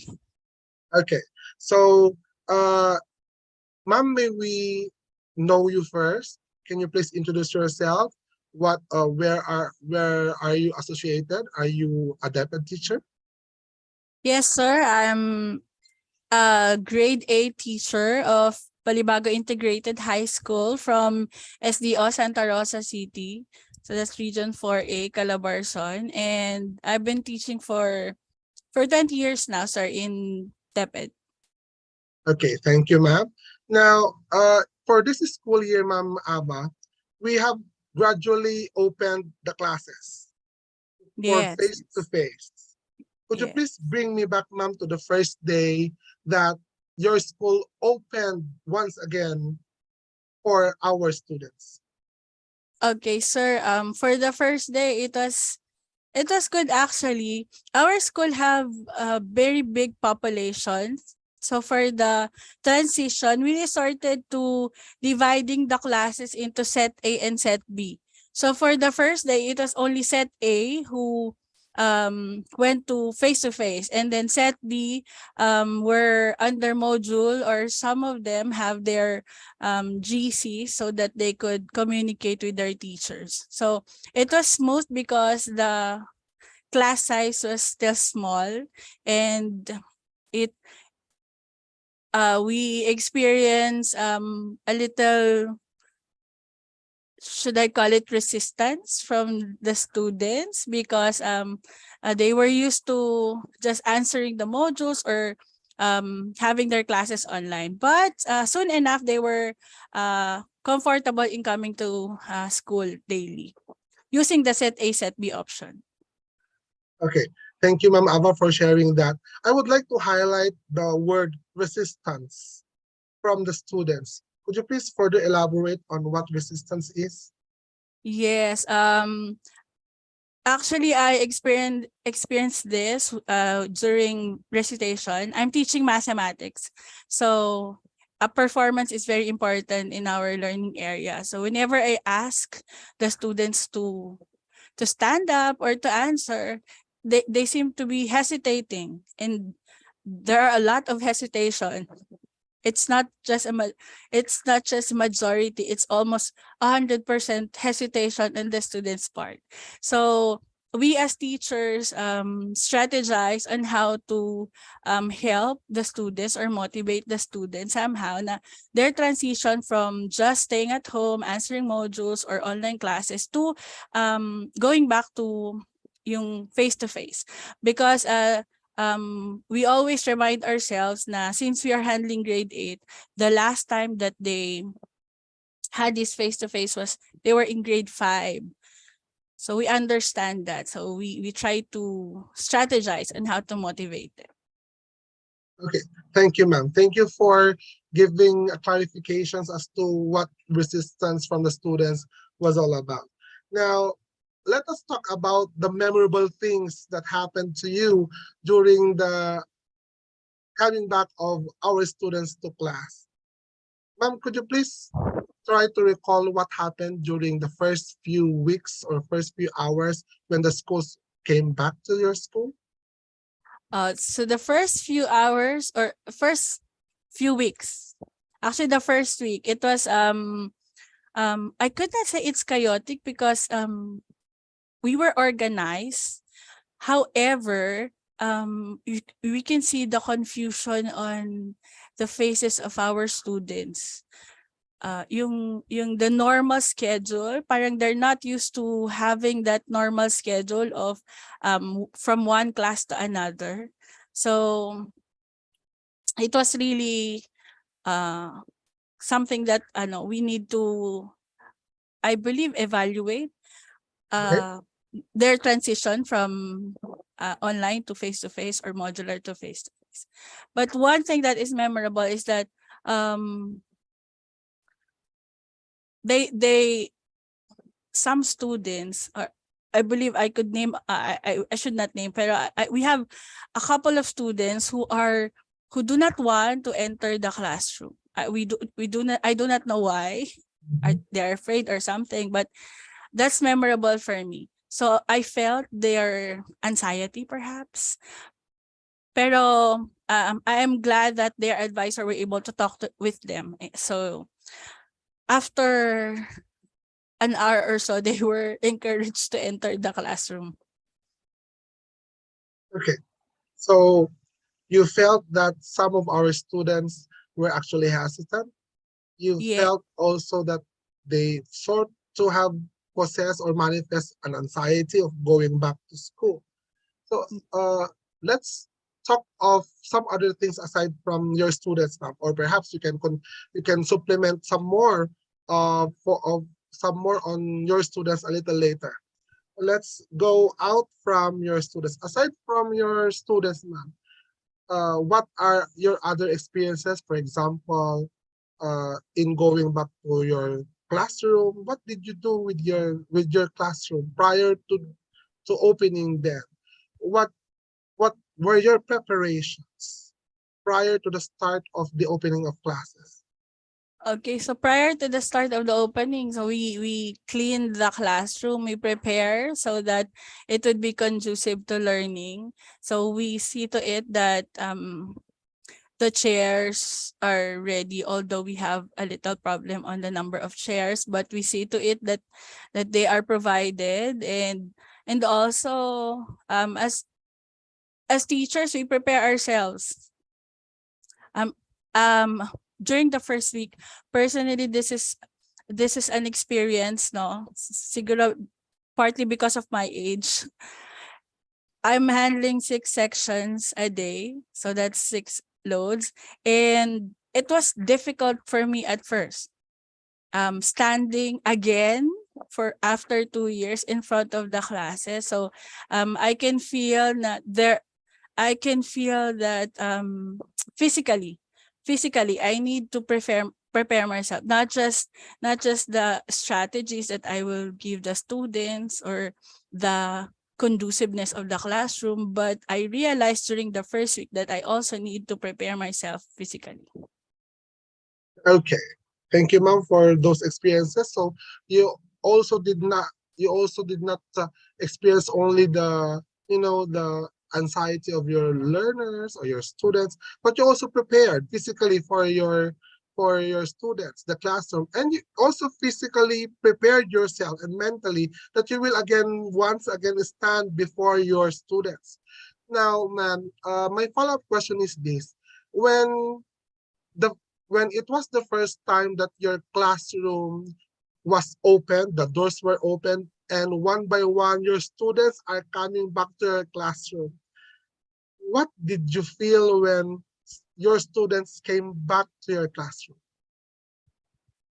I actually have mixed emotions or mixed feelings because I know that it is very important that we teach them face to face. I have encountered many problems and difficulties in online classes, and I personally believe that face to face is yung important for the students. However,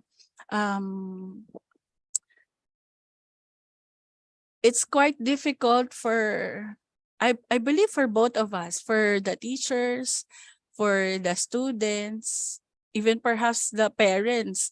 Some of them would want to stay with with their children, no? So, and the school administration, the first day was a challenge for all of us. I could not just say for the students, but for everybody. And it it felt good to be back, but the uncertainty is there. So how to transform or transition from the new normal back to the normal. Okay. Ma'am, let me zero in on the word mixed emotion.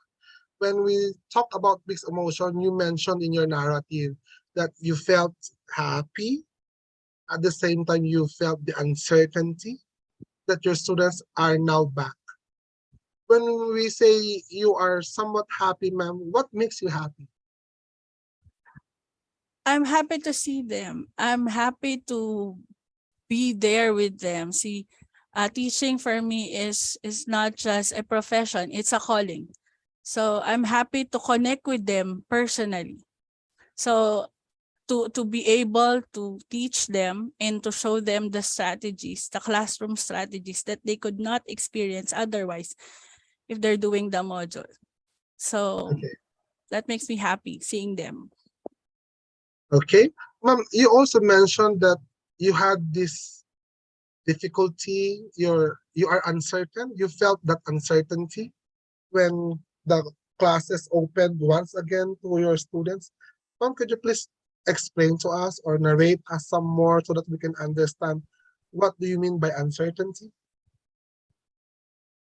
Uncertainty in terms of what to really follow. See, in DepEd, we have milks to follow. We have competencies that we should teach our students. But upon evaluating them during the numeracy test, we have seen that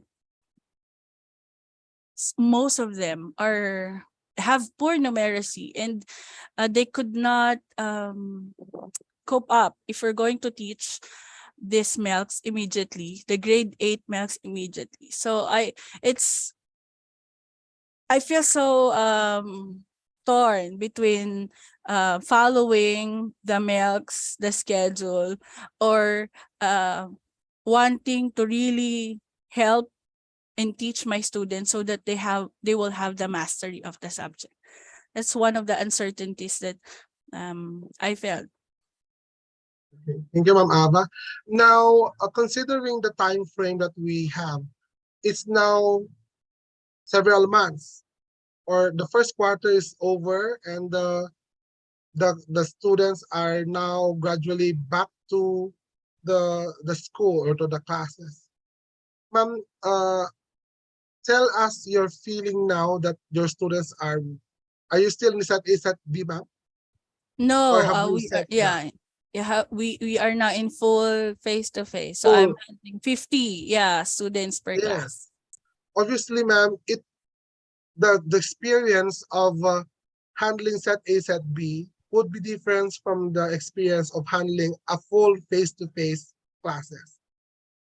Are there Yes, other things, ma'am, that you have experienced when you have the full F2F classes?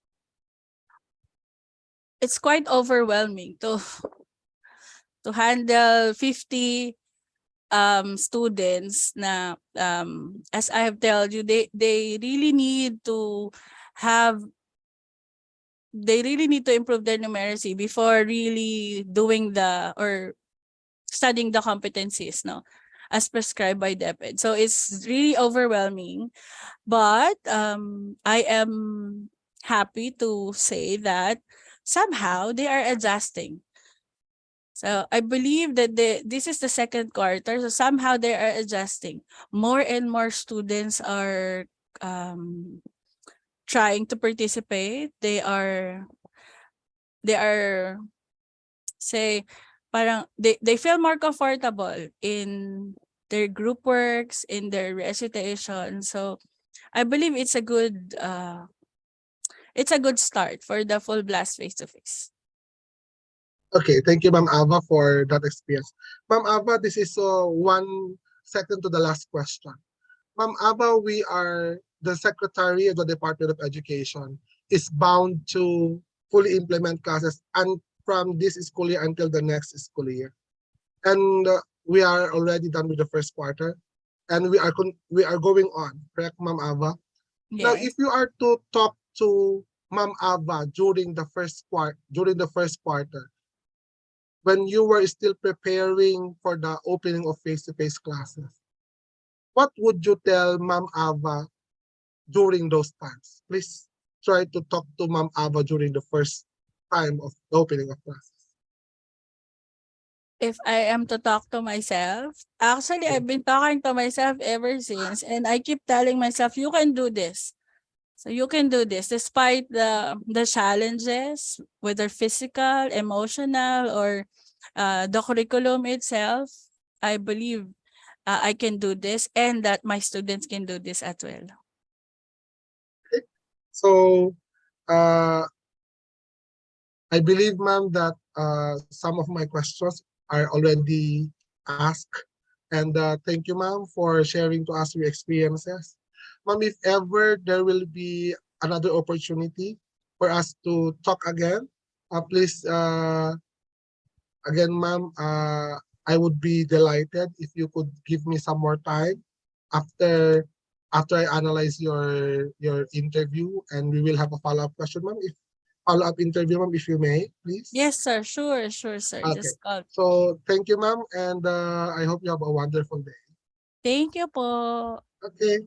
So, ladies and gentlemen, we are practically done with the interview. Sorry, I have to terminate that because it's already more than 15 minutes. And if I will be swayed, then it will be more than 1 hour. So that would be the presentation. Thank you, Ma'am Ava. Ma'am Ava, this is of the interview. Ay. Ma'am Yes Ava, po. this is of the interview. Let me just process the interview proper. Ma'am Ava, what did you feel during the interview? Did you feel aloof? Did you feel intimidated? Did you feel shy that a stranger is interviewing you? What did you feel, ma'am? Somehow awkward, Okay. but you are very good in throwing the questions, so I feel comfortable. Okay, ma'am. Okay, so I hope you were able to feel comfortable even if a stranger was asking. Okay, so yun yung isa sa objective ng isang interviewer, mga kasama. That at the start, it's okay that the informant will feel uncomfortable, but with your skill, you should be able to drive the interview na parang wala lang nangyayari. Did you feel that way, ma'am, na yung una parang ano ba ito, pero at the end parang normal conversation or kwentuhan na lang? Yes po, opo. And it helps siguro na I can see you and that you're smiling and reacting, so that helps. Okay. I felt, ma'am, na at the middle of the interview, medyo nag-shiver yung voice mo. Parang nagiging emotional ka na towards nung nagsishare ka ng yung experiences. Was that actually, ma'am, natural or talagang yun yung na-feel mo during the interview? Yes, opo. Medyo personal when sabi ko nga po yung teaching is not just a profession, it's a calling for me. Aside from I have co-teachers here whom I felt kasi baka yung parang she's talking about the problems or ganyan. So medyo emotional on my part kasi teaching talaga is personal for me. Yeah. Yeah. But anyway, I would just like to zero on that. Mga kasama, there could be encounters na baka yung informant ninyo magiging emotional. And that would be okay. Actually, if your informant becomes emotional, napakagaling mong mag-interview. Kasi nilalabas ng informant yung experience. Tignan nyo yung si Ma'am Ava. Alam niyang nakikinig ang buong Pilipinas sa kanya. Even her co-workers. But with the skill of the interviewer, hindi niya yun papalagpasin para hindi mag-continue si ma'am. Kasi pag naiiyak na yung tao or medyo emotional na, the tendency is he tells the whole story. He tells the true story. And that is where the essence of the phenomenon comes in. Yun yung pinaka-importanting part. Kasi minsan kapag nagsisimula ka pa lang, parang wala pa siyang sinishare. And you have to take note of that. Now, yung mga change of emotions, change of feeling nandoon sa inyong conversation. Ayan. So, Ma'am Ava, thank you very much.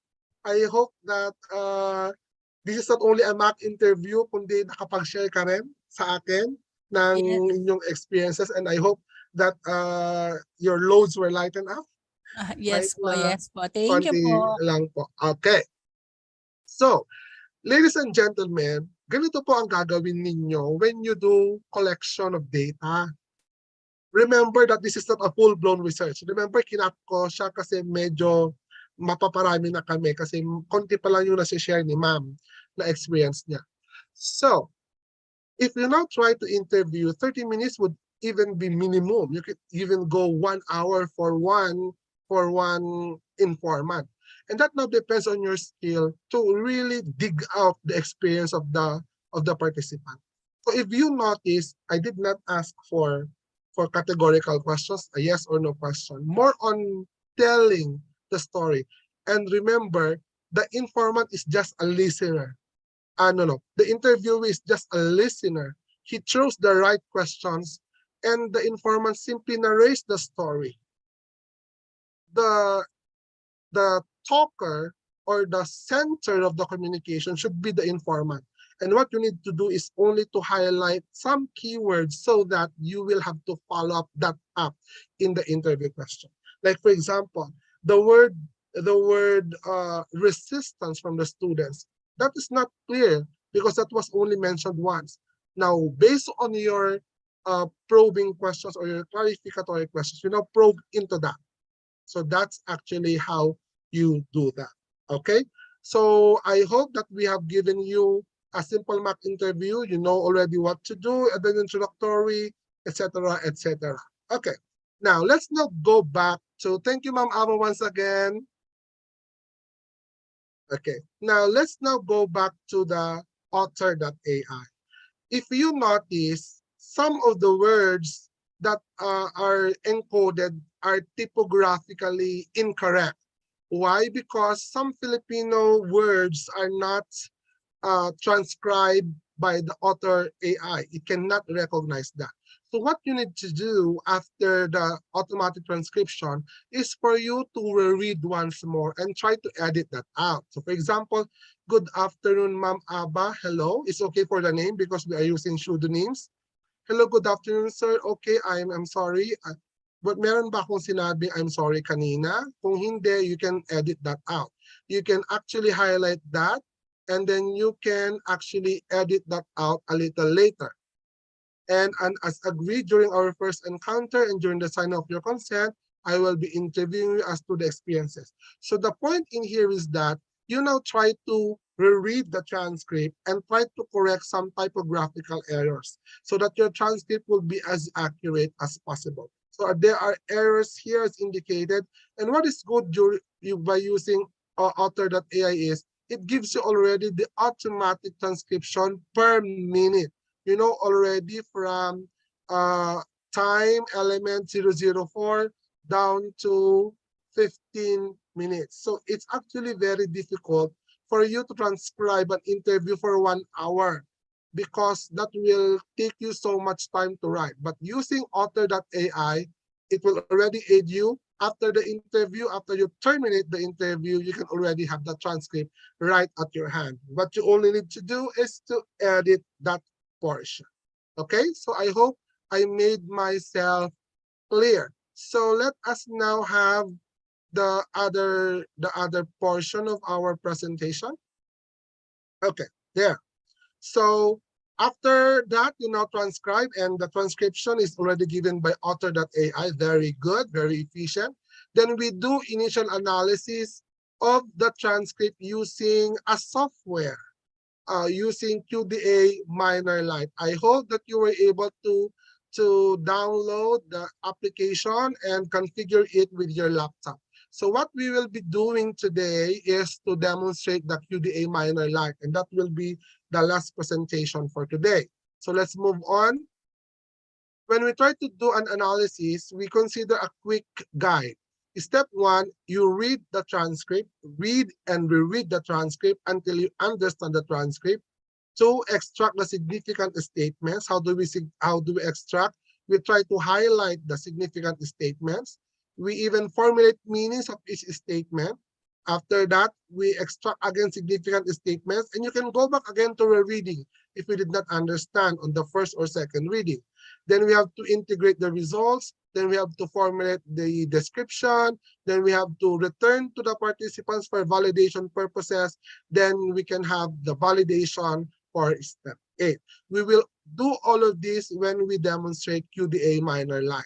So when we were doing the manual analysis without any application, this is how qualitative data analysis would look like. This is the printed transcript, and you use your pen to try to highlight some significant statements and do some bracketing for the categories. So this is how manual thematic analysis would look like. But what I will be showing you, since this is distance research, is the use of an application for that matter. So we will have an online counterpart of this manual presentation, which will be shown via the QDA minor light. Then, after which we will be reviewing or finalizing the codes using the generated software, and then we follow the analysis. We follow the basic model.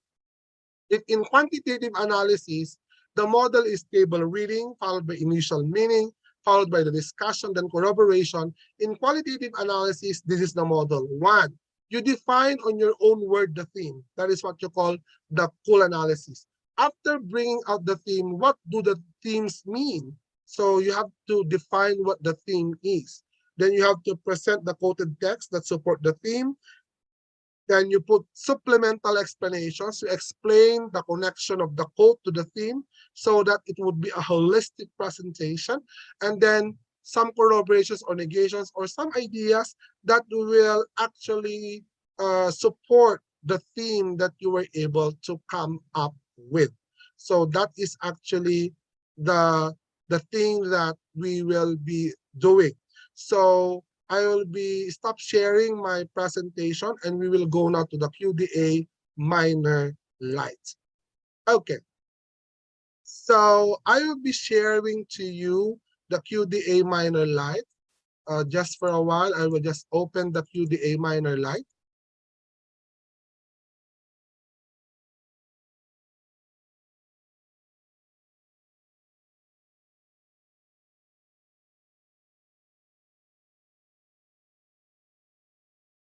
Okay. So let us have this one. Okay, so let us have the screen to be shown. Okay, so I have here my screen being shared. So I will now open QDA minor light. Then we would like to use the free version of the QDA minor light. Okay, then after this, we are prompted with this how do you call this diagram or this icon, then create a new project, and then create a project from a list of documents, then click on that. And then you will be prompted with this dialog box. And then from this dialog box, you will now try to upload the interview guide that you edited. So I have here a pre-edited transcript. The transcript could be in Word, it could be in Excel, it could be in Notes. But obviously, I have encoded my transcript in Word. So I have here the transcript of Jose. I have here the transcript of Juan. So after I highlight that, I will click on Add. Okay. Moving further, I will have another transcript. So Mirna. Then I will have to add that. So Jose, Juan, and Mirna are my 3 informants, and Jose, Juan, and Mirna are pseudonyms. These are not the actual names of the informants for purposes of confidentiality. After creating or selecting the transcripts, I will now click on create. Okay. Then you are prompted again with a dialog box. So you remove the images, then you press there, okay. Then you will be asked to create the project. So for example, you have i.LEAD sample. So i.LEAD sample, then you save it in your desktop or any place of your computer. The moment it is able to create, there you just wait for the processing. On top of this application will be the cases. This would be the transcripts that you have uploaded in the QDA minor light environment. So this will now be the cases: transcript of Jose, transcript of Juan, and transcript of Mirna. If I try to click on Jose, this will now be the transcript. If I try to click on Juan, this is the transcript. And if I try to click on Mirna, this is now the transcript. Remember that the transcript of Jose could be as kilometric as possible, like the one generated by the author.ai. But these are only samples for purposes of demonstration. Now, as mentioned by the presentation a while ago, the first thing that we will be doing is to reread the entire transcript, read and read until we digest the meaning of the sentences, then try to highlight some keywords. Now, when we highlight keywords, we now try to align the highlighting of the keywords to the question. The question of this research is, what is the view of old parents in adopting pets, or what is the view of parents towards their pet? The phenomenon here is this. In the Philippine family, the phenomenon is this. The husband and the wife will have to rear the children until they become independent.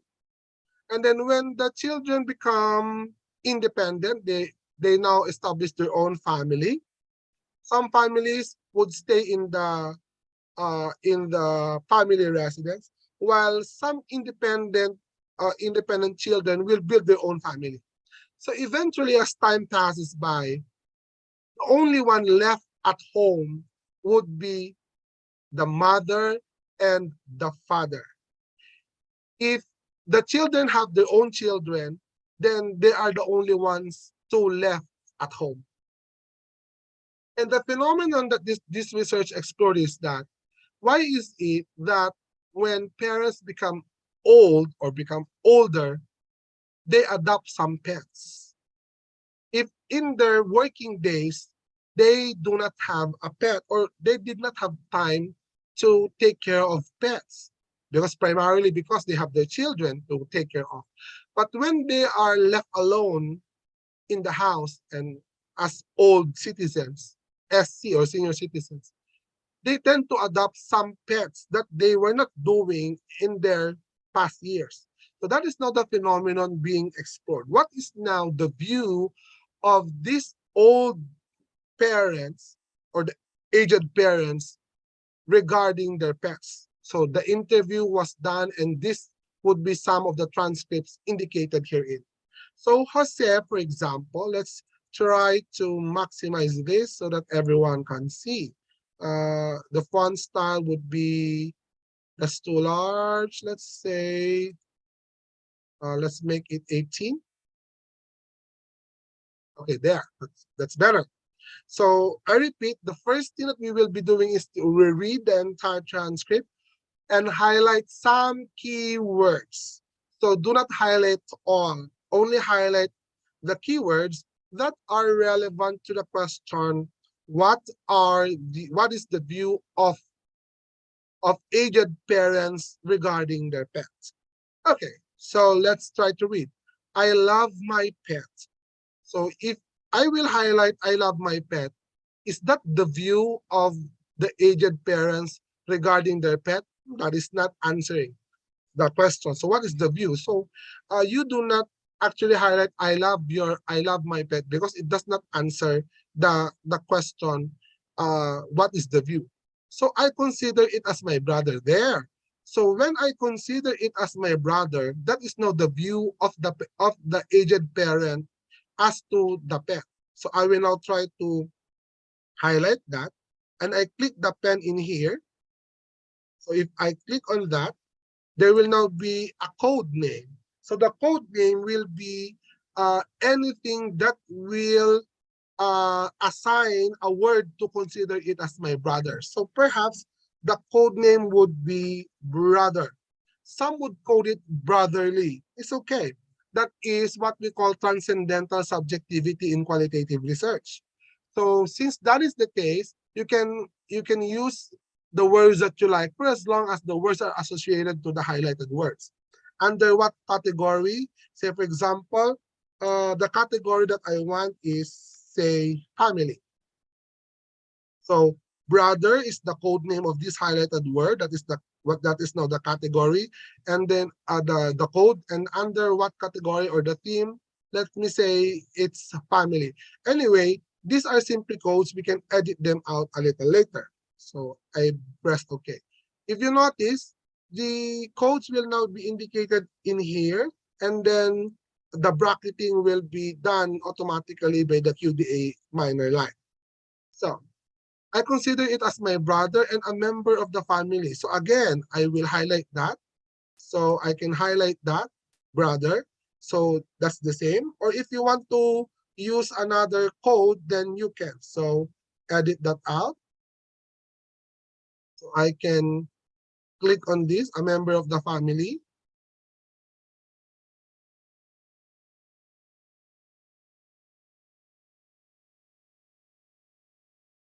My mouse is not working. Okay, there. So member of the family, I will click on this, and then member of the family. Under what category? So we have again family. So I can press that OK. Then since all my children, independent and working, they built their own houses in the city, I am left alone in this family house. Sabi ni Tatay Jose. My house is empty. I felt empty too. So imagine all his children left him because they have already built their own houses. And since the house is empty, so Jose feels empty too. So I saw Lucas, that is now the puppy. I saw Lucas, a very cute puppy back then. I fed it. I bought clothes and accessories. I bought him a little dog house, which he likes. Now I don't feel alone. I feel happy because I have a newfound family. So I can highlight that. So code name is newfound family. And under the category family. So newfound family. Remember, I am not highlighting all the words because I only highlight the words which are relevant to the question, what are the views of aged parents towards their pet? Now, if you are done with Jose, you can go to one. So one has a simpler script.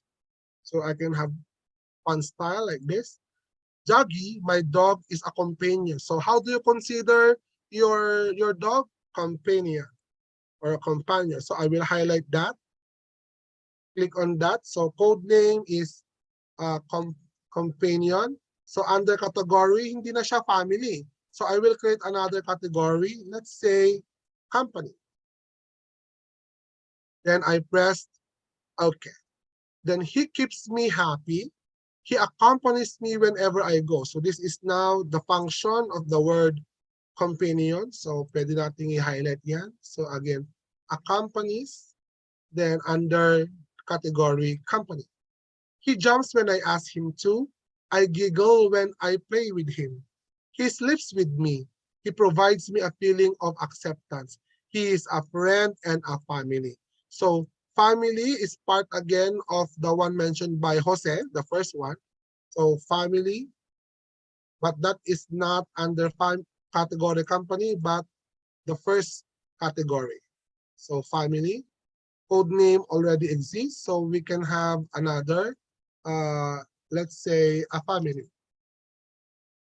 Okay, then he is considered a friend. So I will highlight that, and that will now be friend. Then friend should be under what category? Is it family? No. Company. If you think that friend is a company, then you can place it under company. But if you don't think so, then you can have another category, which is, for example, friendship, for instance. Okay, so we are done with one. Then if you are done with one, you can go to Mirna. So I can make this font style a little larger for everyone to see. Okay, Bruno is a smart dog. He keeps me company. So that's again, how do you consider, how do you view your dog? He keeps me company. So keeps company. Then since that is company, then the second category will be chosen. Press OK. He makes me happy. He makes me feel comforted. Those are the things that we can highlight. So comforted because he is providing company. Okay. I do not only consider him a pet, but my little one. So what do we mean by that? I do not only consider him my pet, but my little one. I will highlight that. So little one, since he is not considered to be a pet and a little one, perhaps then that should be part of the category family. When Bruno felt sick, I asked a veterinarian for checkup. So ang sosyal ni Bruno, nagkasakit si Bruno, nagpa-veterinarian pa. Okay. I was so worried of losing another loved one since my husband passed away 2 years ago. Kaya pala pina-veterinarian niya si Bruno kasi 2 years ago, nawalan si Mirna ng asawa. So namatay ang kanyang asawa 2 years ago. Kaya pala nung nagkasakit si Bruno, medyo worried siya at ipinavet pa niya yung aso. Our only son is working as a seaman, so we do not see each other very often. Si Mirna, iisa lang ang anak nila. Ngayon, yung anak nila nasa abroad. Ibig sabihin, hindi sila magkasama. And 2 years ago, namatay ang asawa ni Mirna. So ibig sabihin, mag-isa niya sa bahay. So si Bruno ang kasama ni Mirna sa bahay. And Bruno is a dog. Kaya ganun na lang yung kanyang pangangalaga sa aso. So with Bruno, I feel that I have a family of my own. Okay, so we highlight that again. With Bruno, a family of my own. Okay, so family. And click on that. So what we are doing, ladies and gentlemen, is we are now trying to analyze the data, not manually, but by the help of these applications. We are already trying to analyze the data. Since I don't have my husband, may he rest in peace, signing of the cross gesture. So when Mirna was narrating this experience, meron siyang gesture. Meron siyang sinabi na out of the line at nag-sign of the cross. And our only son with me, I long for someone or something to whom I can transfer my care and attention. Ayan, so meron itong isa pang gesture. So I long for someone or something to whom I can transfer my care and attention. I will highlight that. The view is, what is that? Okay, baka nanalo siya ng loto. Balato po, ma'am. Okay. I long for someone or something to whom I can transfer my care and attention. So I say transfer my care, and then does it fall under family? No. Does it fall under company? No.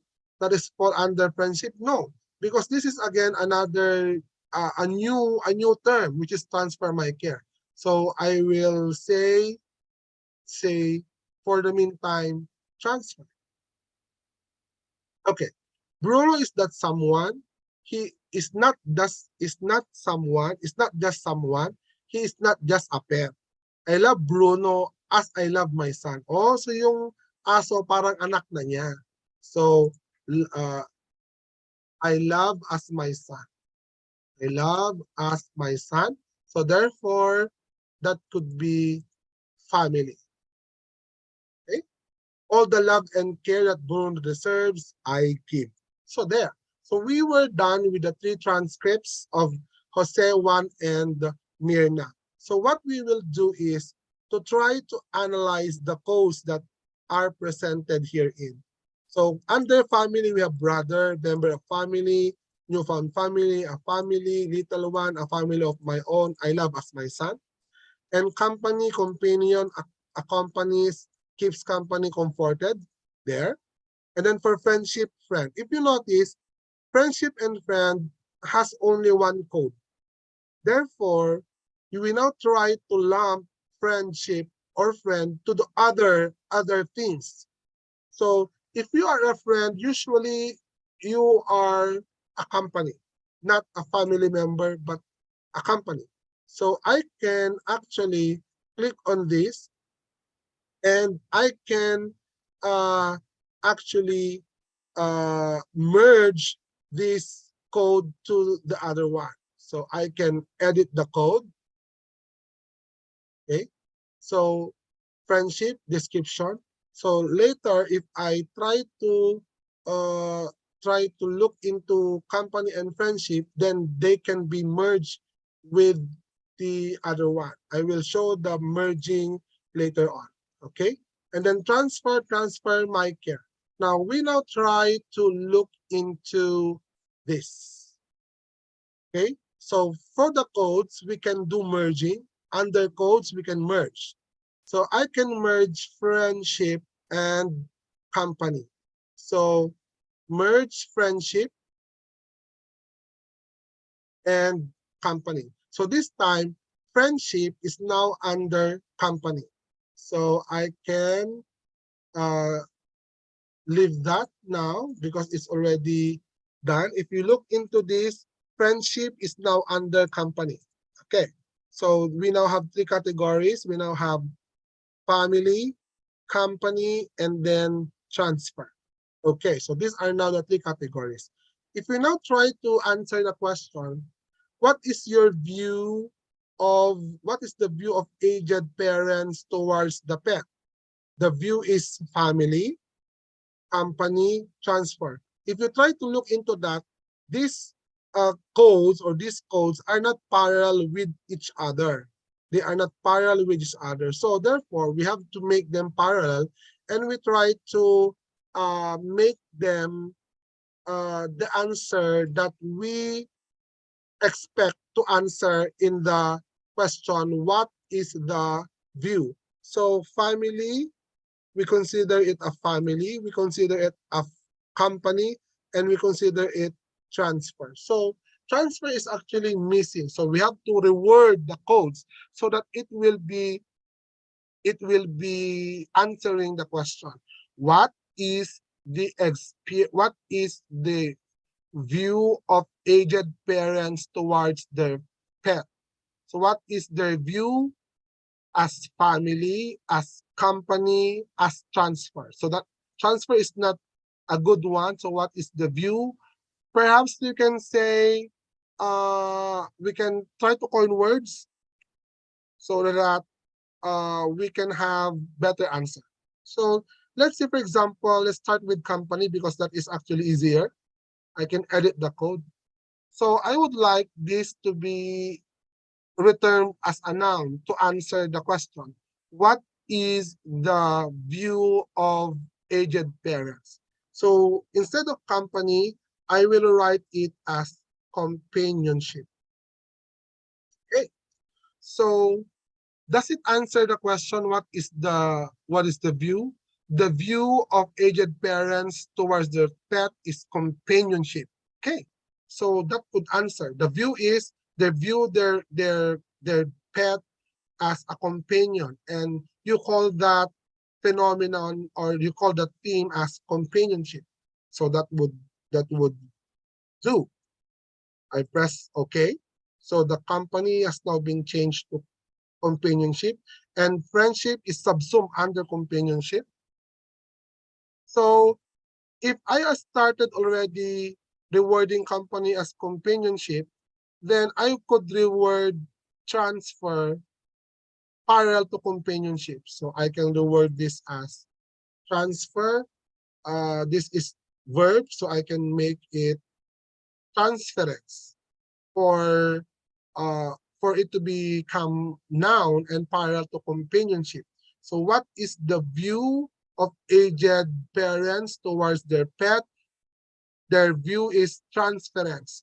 Transference is the theme that will describe the transferring of the emotions of the parents from the original member of the family to the pet. So that is transferring the love and care supposed to be given to the pet, to the son or the member of the family to the pet. That's transference. And the other one, let us say, for example, is there a term for family? Let's say filial. Filial is family, or let's say kinship. Kinship is actually a noun which is related to family. So that is kinship.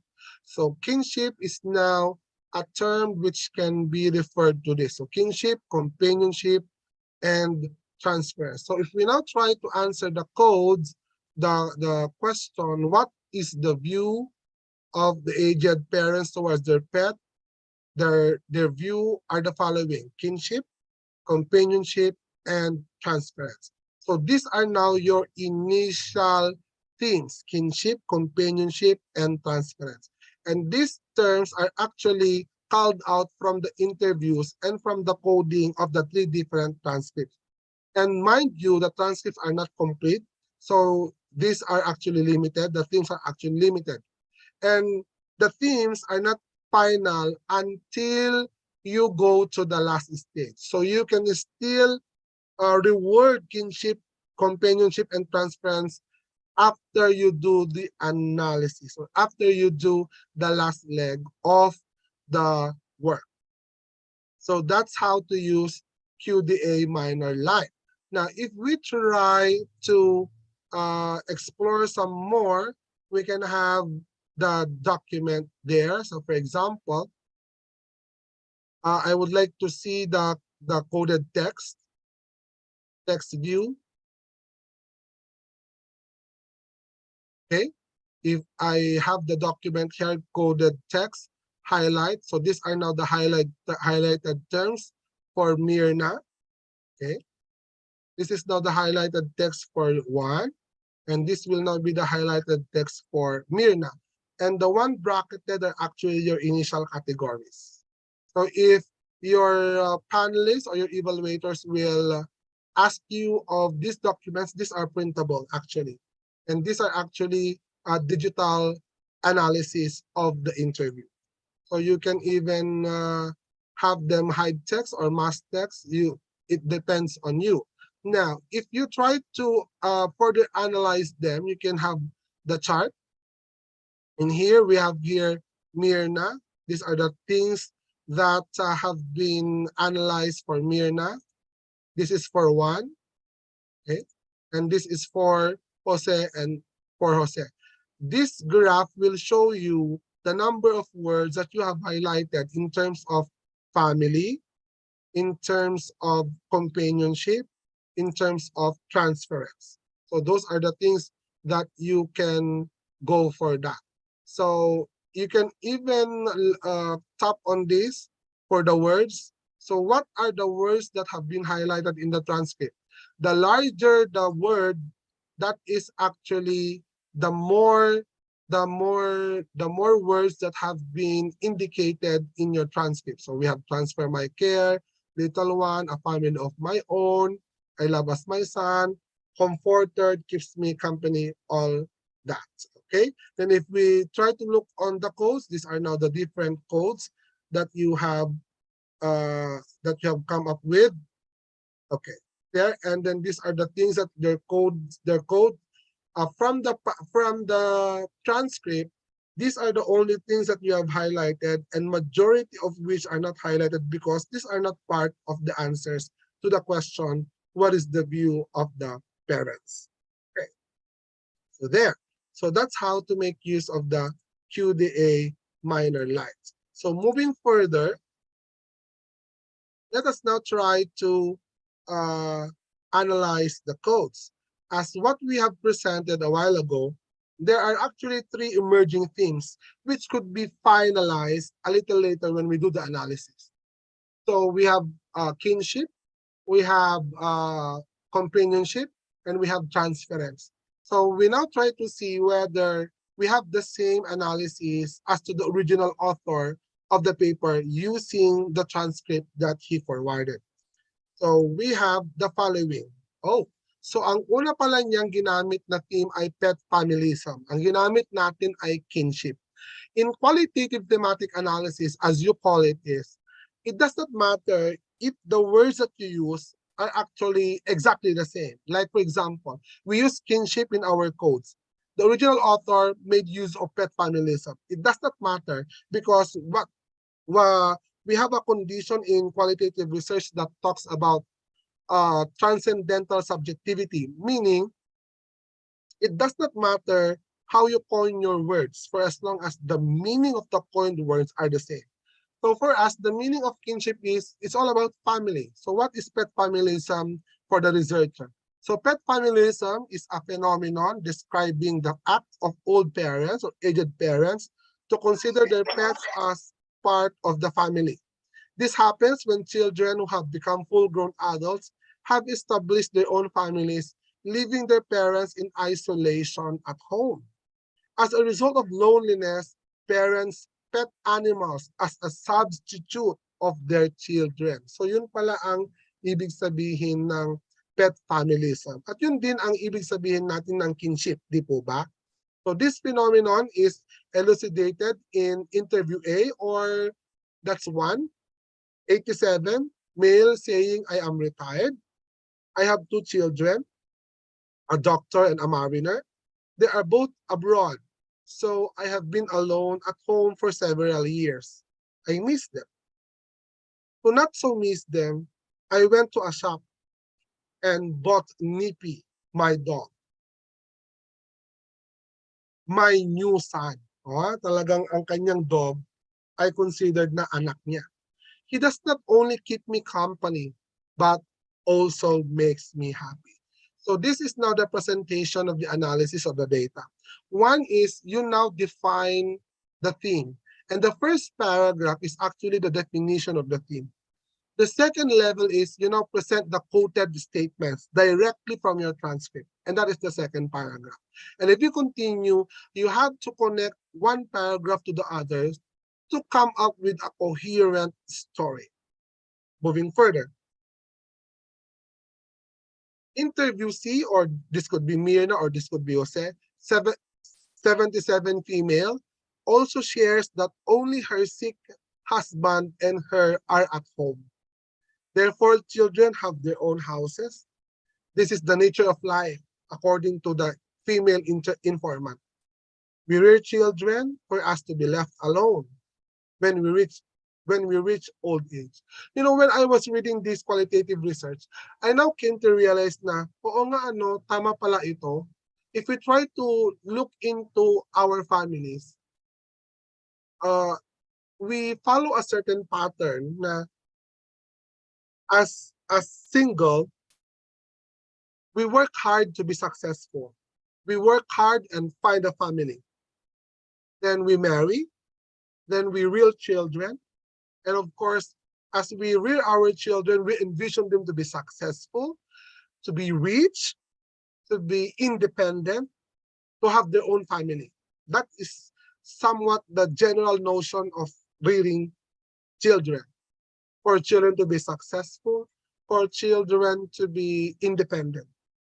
And so, the consequence is, since all our children are independent, and they can now build their own family and their own houses, the only ones left in the original home or the family residence are the mother, and the father.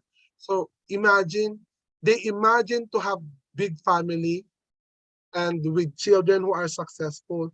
Yet in the end, yung mother at yung father ang natira sa bahay. So ganun din pala ang mangyayari sa mga children na susunod. Now, once they have their children, they rear their children to be successful, and after many, many years, when they reach their retirement, they are the only ones left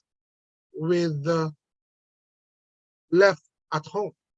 Today, we have 17 cats. Also, 17 ang kanyang pusa sa bahay. So, ang dami-dami. So, paano niya kaya yun inaalagaan? Okay. Most of which are from the street. So, they are stray cats. We feed them, we take care of them, and consider them our family. I love each of them like my own. So, this is a direct quotation which falls under pet familism, considering the pet as part of the family. Moving further, so in here you have already here according to, which is now a corroboration. So there is a growing global trend. So this is not a study. This is not a research or a thesis, because this is not the result of a research. But these are ideas, or these are concepts or framework about adopting a pet. And this can be used to substantiate the findings of your research, which is actually very good. Okay, and then that's another concept that can be used. According to Ketchell, in the research of my colleagues and I have done on aging in social participation, we found considerable analysis showing that interactions involving pets, especially if we care about them, can have a health protective effect. Also known as companion animals, can be good for human health. So ini-explain na niya ngayon kung yung theme na yon, kung bakit yung theme na yun, for example, pet familism or companionship would be are correctly associated. Yeah. So that's it. So that's how to present the findings. Let us just repeat for analysis. How do we present the qualitative data analysis? One, we define the theme, and the definition should be based on your own understanding. So that is your full analysis. Then when you now present the direct quoted quotes, you try to consider that this will be a coherent story. Ayan. And then put all the statements that fall under that category, and then you end it with some corroborations, not necessarily studies, that will support the theme that you were able to formulate. Okay, so now moving further, we are now down with the last leg of our thematic analysis. For the thematic analysis, just a brief recall, we interview, we come up with a transcript, we highlight the words, we read them to come up with the categories, and from the categories, we try to come up with our initial themes. Once the themes are finalized or pre-finalized, we now try to present them in narrative form. We arrange them in 4 levels. One is the definition or the full analysis, then the direct quotations relevant to the themes, and then the corroboration, if any. But be sure that the direct quotations are interwoven smoothly, that you are now presenting a certain story. And that is what qualitative data presentation is all about. Now, we mentioned that some wordings in the theme could be different from one researcher to the other. And that is actually okay, warranted by transcendental subjectivity. Now, since the themes are actually subjective, kasi ikaw ang bumuo niyan, para yung ginawa natin, kinship, companionship, transference. Since it was actually the researcher who came up with those words, and it did not come actually from the actual participants, how can we validate or how can we verify the themes so that the themes could now represent the experience of the participants?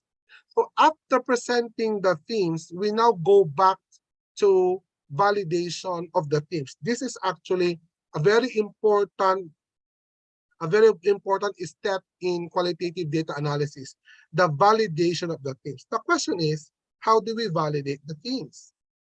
So there are three validations or the three types of theme validation. One is same group verification, two is cross-validation, and three is critical friend technique. So what do we mean by same group verification? After you have emerged with your themes, you can go back to your actual informants. Kaya nga, nung unang interview mo, baka pwede mo siyang balikan. Talagang babalikan mo siya. Now, you present your analysis to the participants. And the participants should be able to identify himself with the themes that you have presented.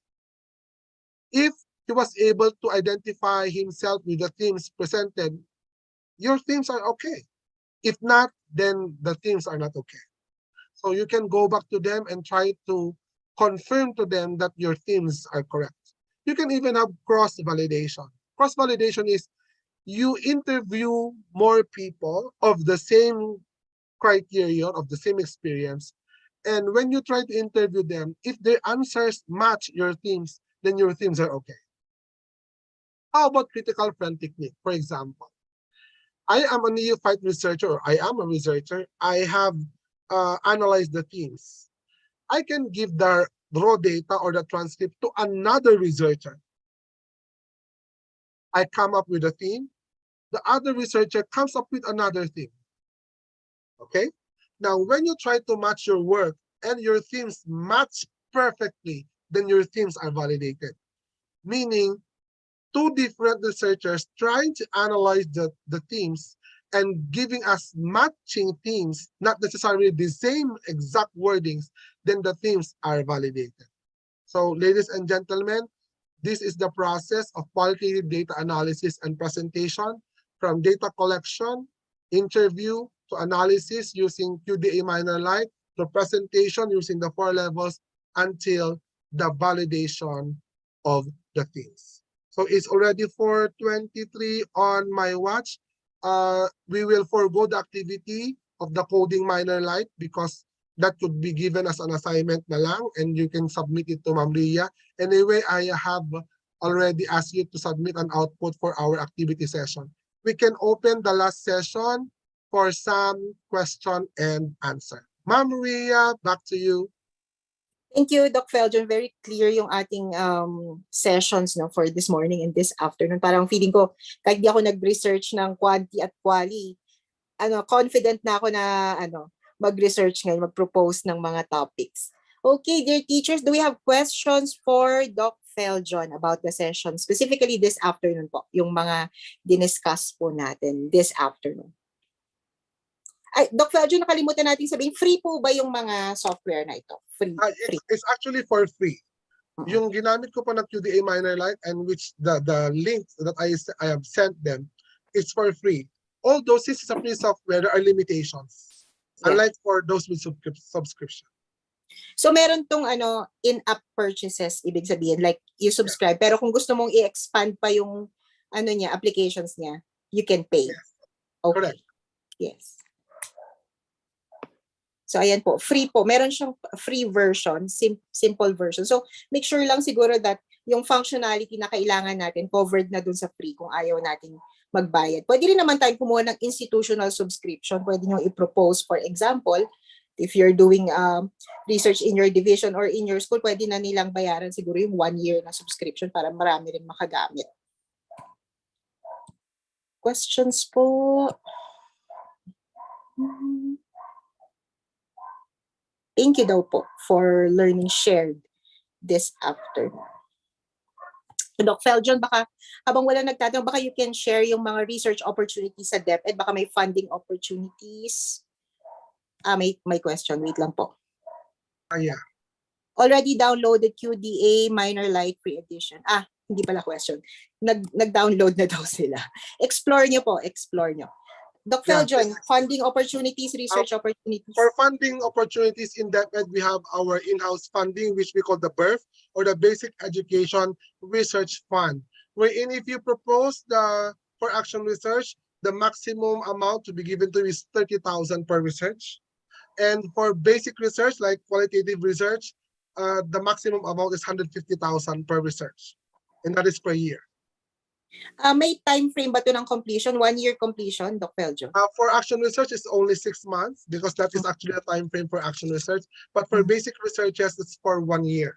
But if you cannot finish your work for 1 year, you can write letter to the regional committee so that they can give you an authority to extend your work. Does this have to be individual or pwede rin pong group research, Doc Feljo? Yeah, the maximum number of collaborators, as we call it, is 3 for you to be able to qualify. They should be in the same school or division or pwede pong across? Yeah, it should be across. Yeah. And May mga obviously, and obviously in the higher education institutions, you can even have more opportunities for scholarship and funding sa HEI kasi talagang research-oriented kayo. And even for DepEd, you can even, get funding from other international fund granting institutions. Pwede po. Doc Feljo, may incentives din po ba for publication? Kung nag-publish or nag-present? For example, sa amin ang publication, unlike in the HEIs, in your level, Ma'am Ria, you are given corresponding amount per publication and per presentation.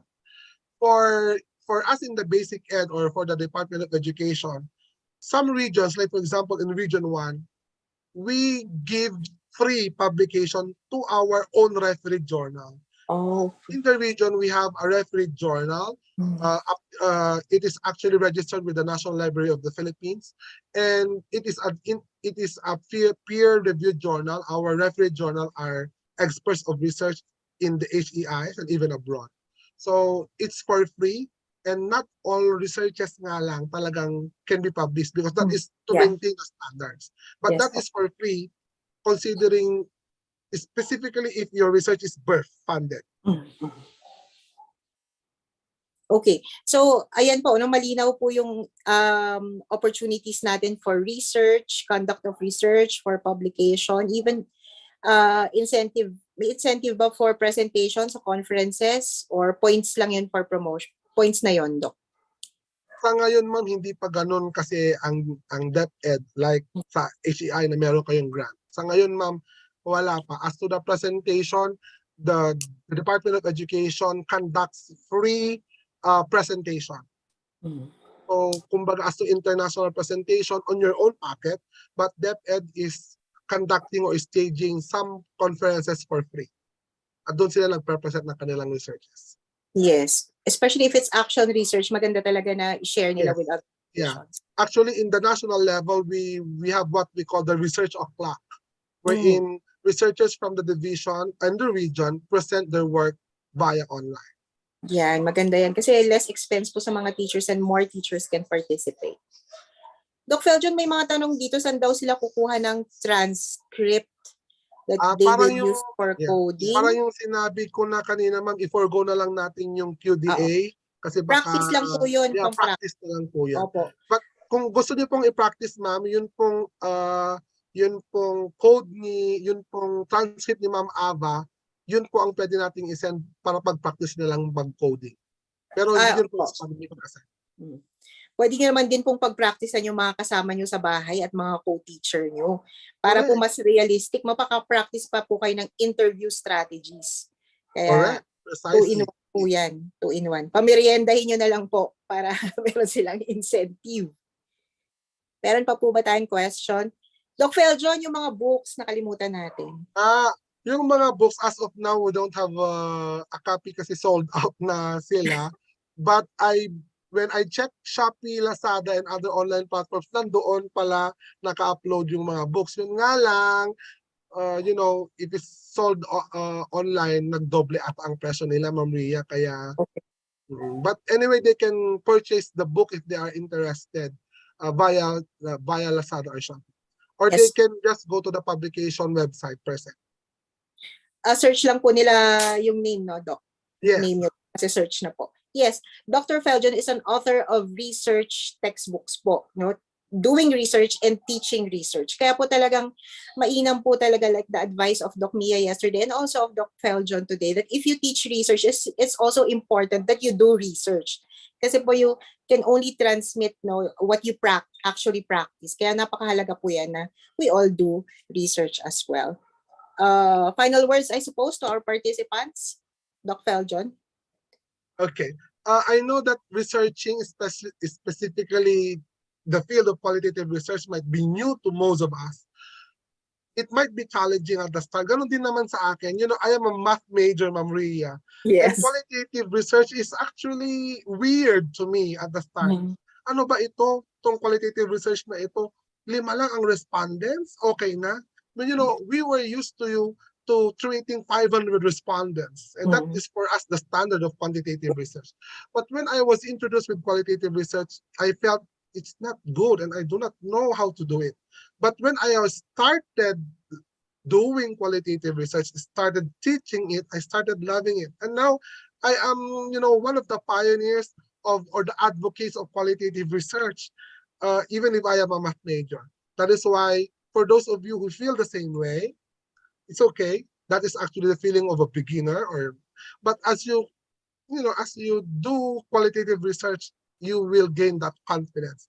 And who knows, you might be asked to, you know, talk before an international platform or national platform like this, and to share your knowledge in qualitative research. Maria. Thank you, Doc Feljon. Very inspiring yan, especially for beginning researchers. Kasi po, parang yun nga, nagkakaroon tayo ng anxiety, katulad ng anxiety natin sa doing numbers, doing statistics, ganoon din sa doing research. But your talk this afternoon and this morning, very inspiring po. And it has enabled, I suppose, our teachers who are participating here to be able to do research. Thank you very much, Doc Feljon. Thank you po. We'll see you again. And thank you, dear teachers, for participating also this afternoon. Thank you po. We'll see you again po tomorrow for our final synchronous session na po tayo. Tomorrow morning. Thank you, Doc Feljon. Bye po. Thank you. Bye, everyone. See you. Dear teachers, para po sa activity natin today, yung ginawa po natin kay Doc Feljon kanina na analysis and interpretation, pwede niya po yun yung i-insert natin doon sa ating assessment tool as our activity for session 3. So, pwede na po yun. Yun pong QDA minor light, you can explore it on your own using mock interviews. Pwede nyo pong samplean yung mga teachers nyo or mga students nyo to get sample data and to demonstrate it in your own classes as well. Thank you very much po. That ends our synchronous session for this afternoon. We'll see you again tomorrow at 8:30 for our 4th and final session. Maraming salamat po and enjoy the rest of your afternoon. Thank you, ma'am. Thank you po. Thank you. Thank you. Thank you po. Thank you po. Thank you po. Yung assessment tool po natin, hindi pa po ipapasa, meron pa po tayong session bukas. So after the 4th session po. Thank you po. Thank you so much po. Thank you po. Tomorrow.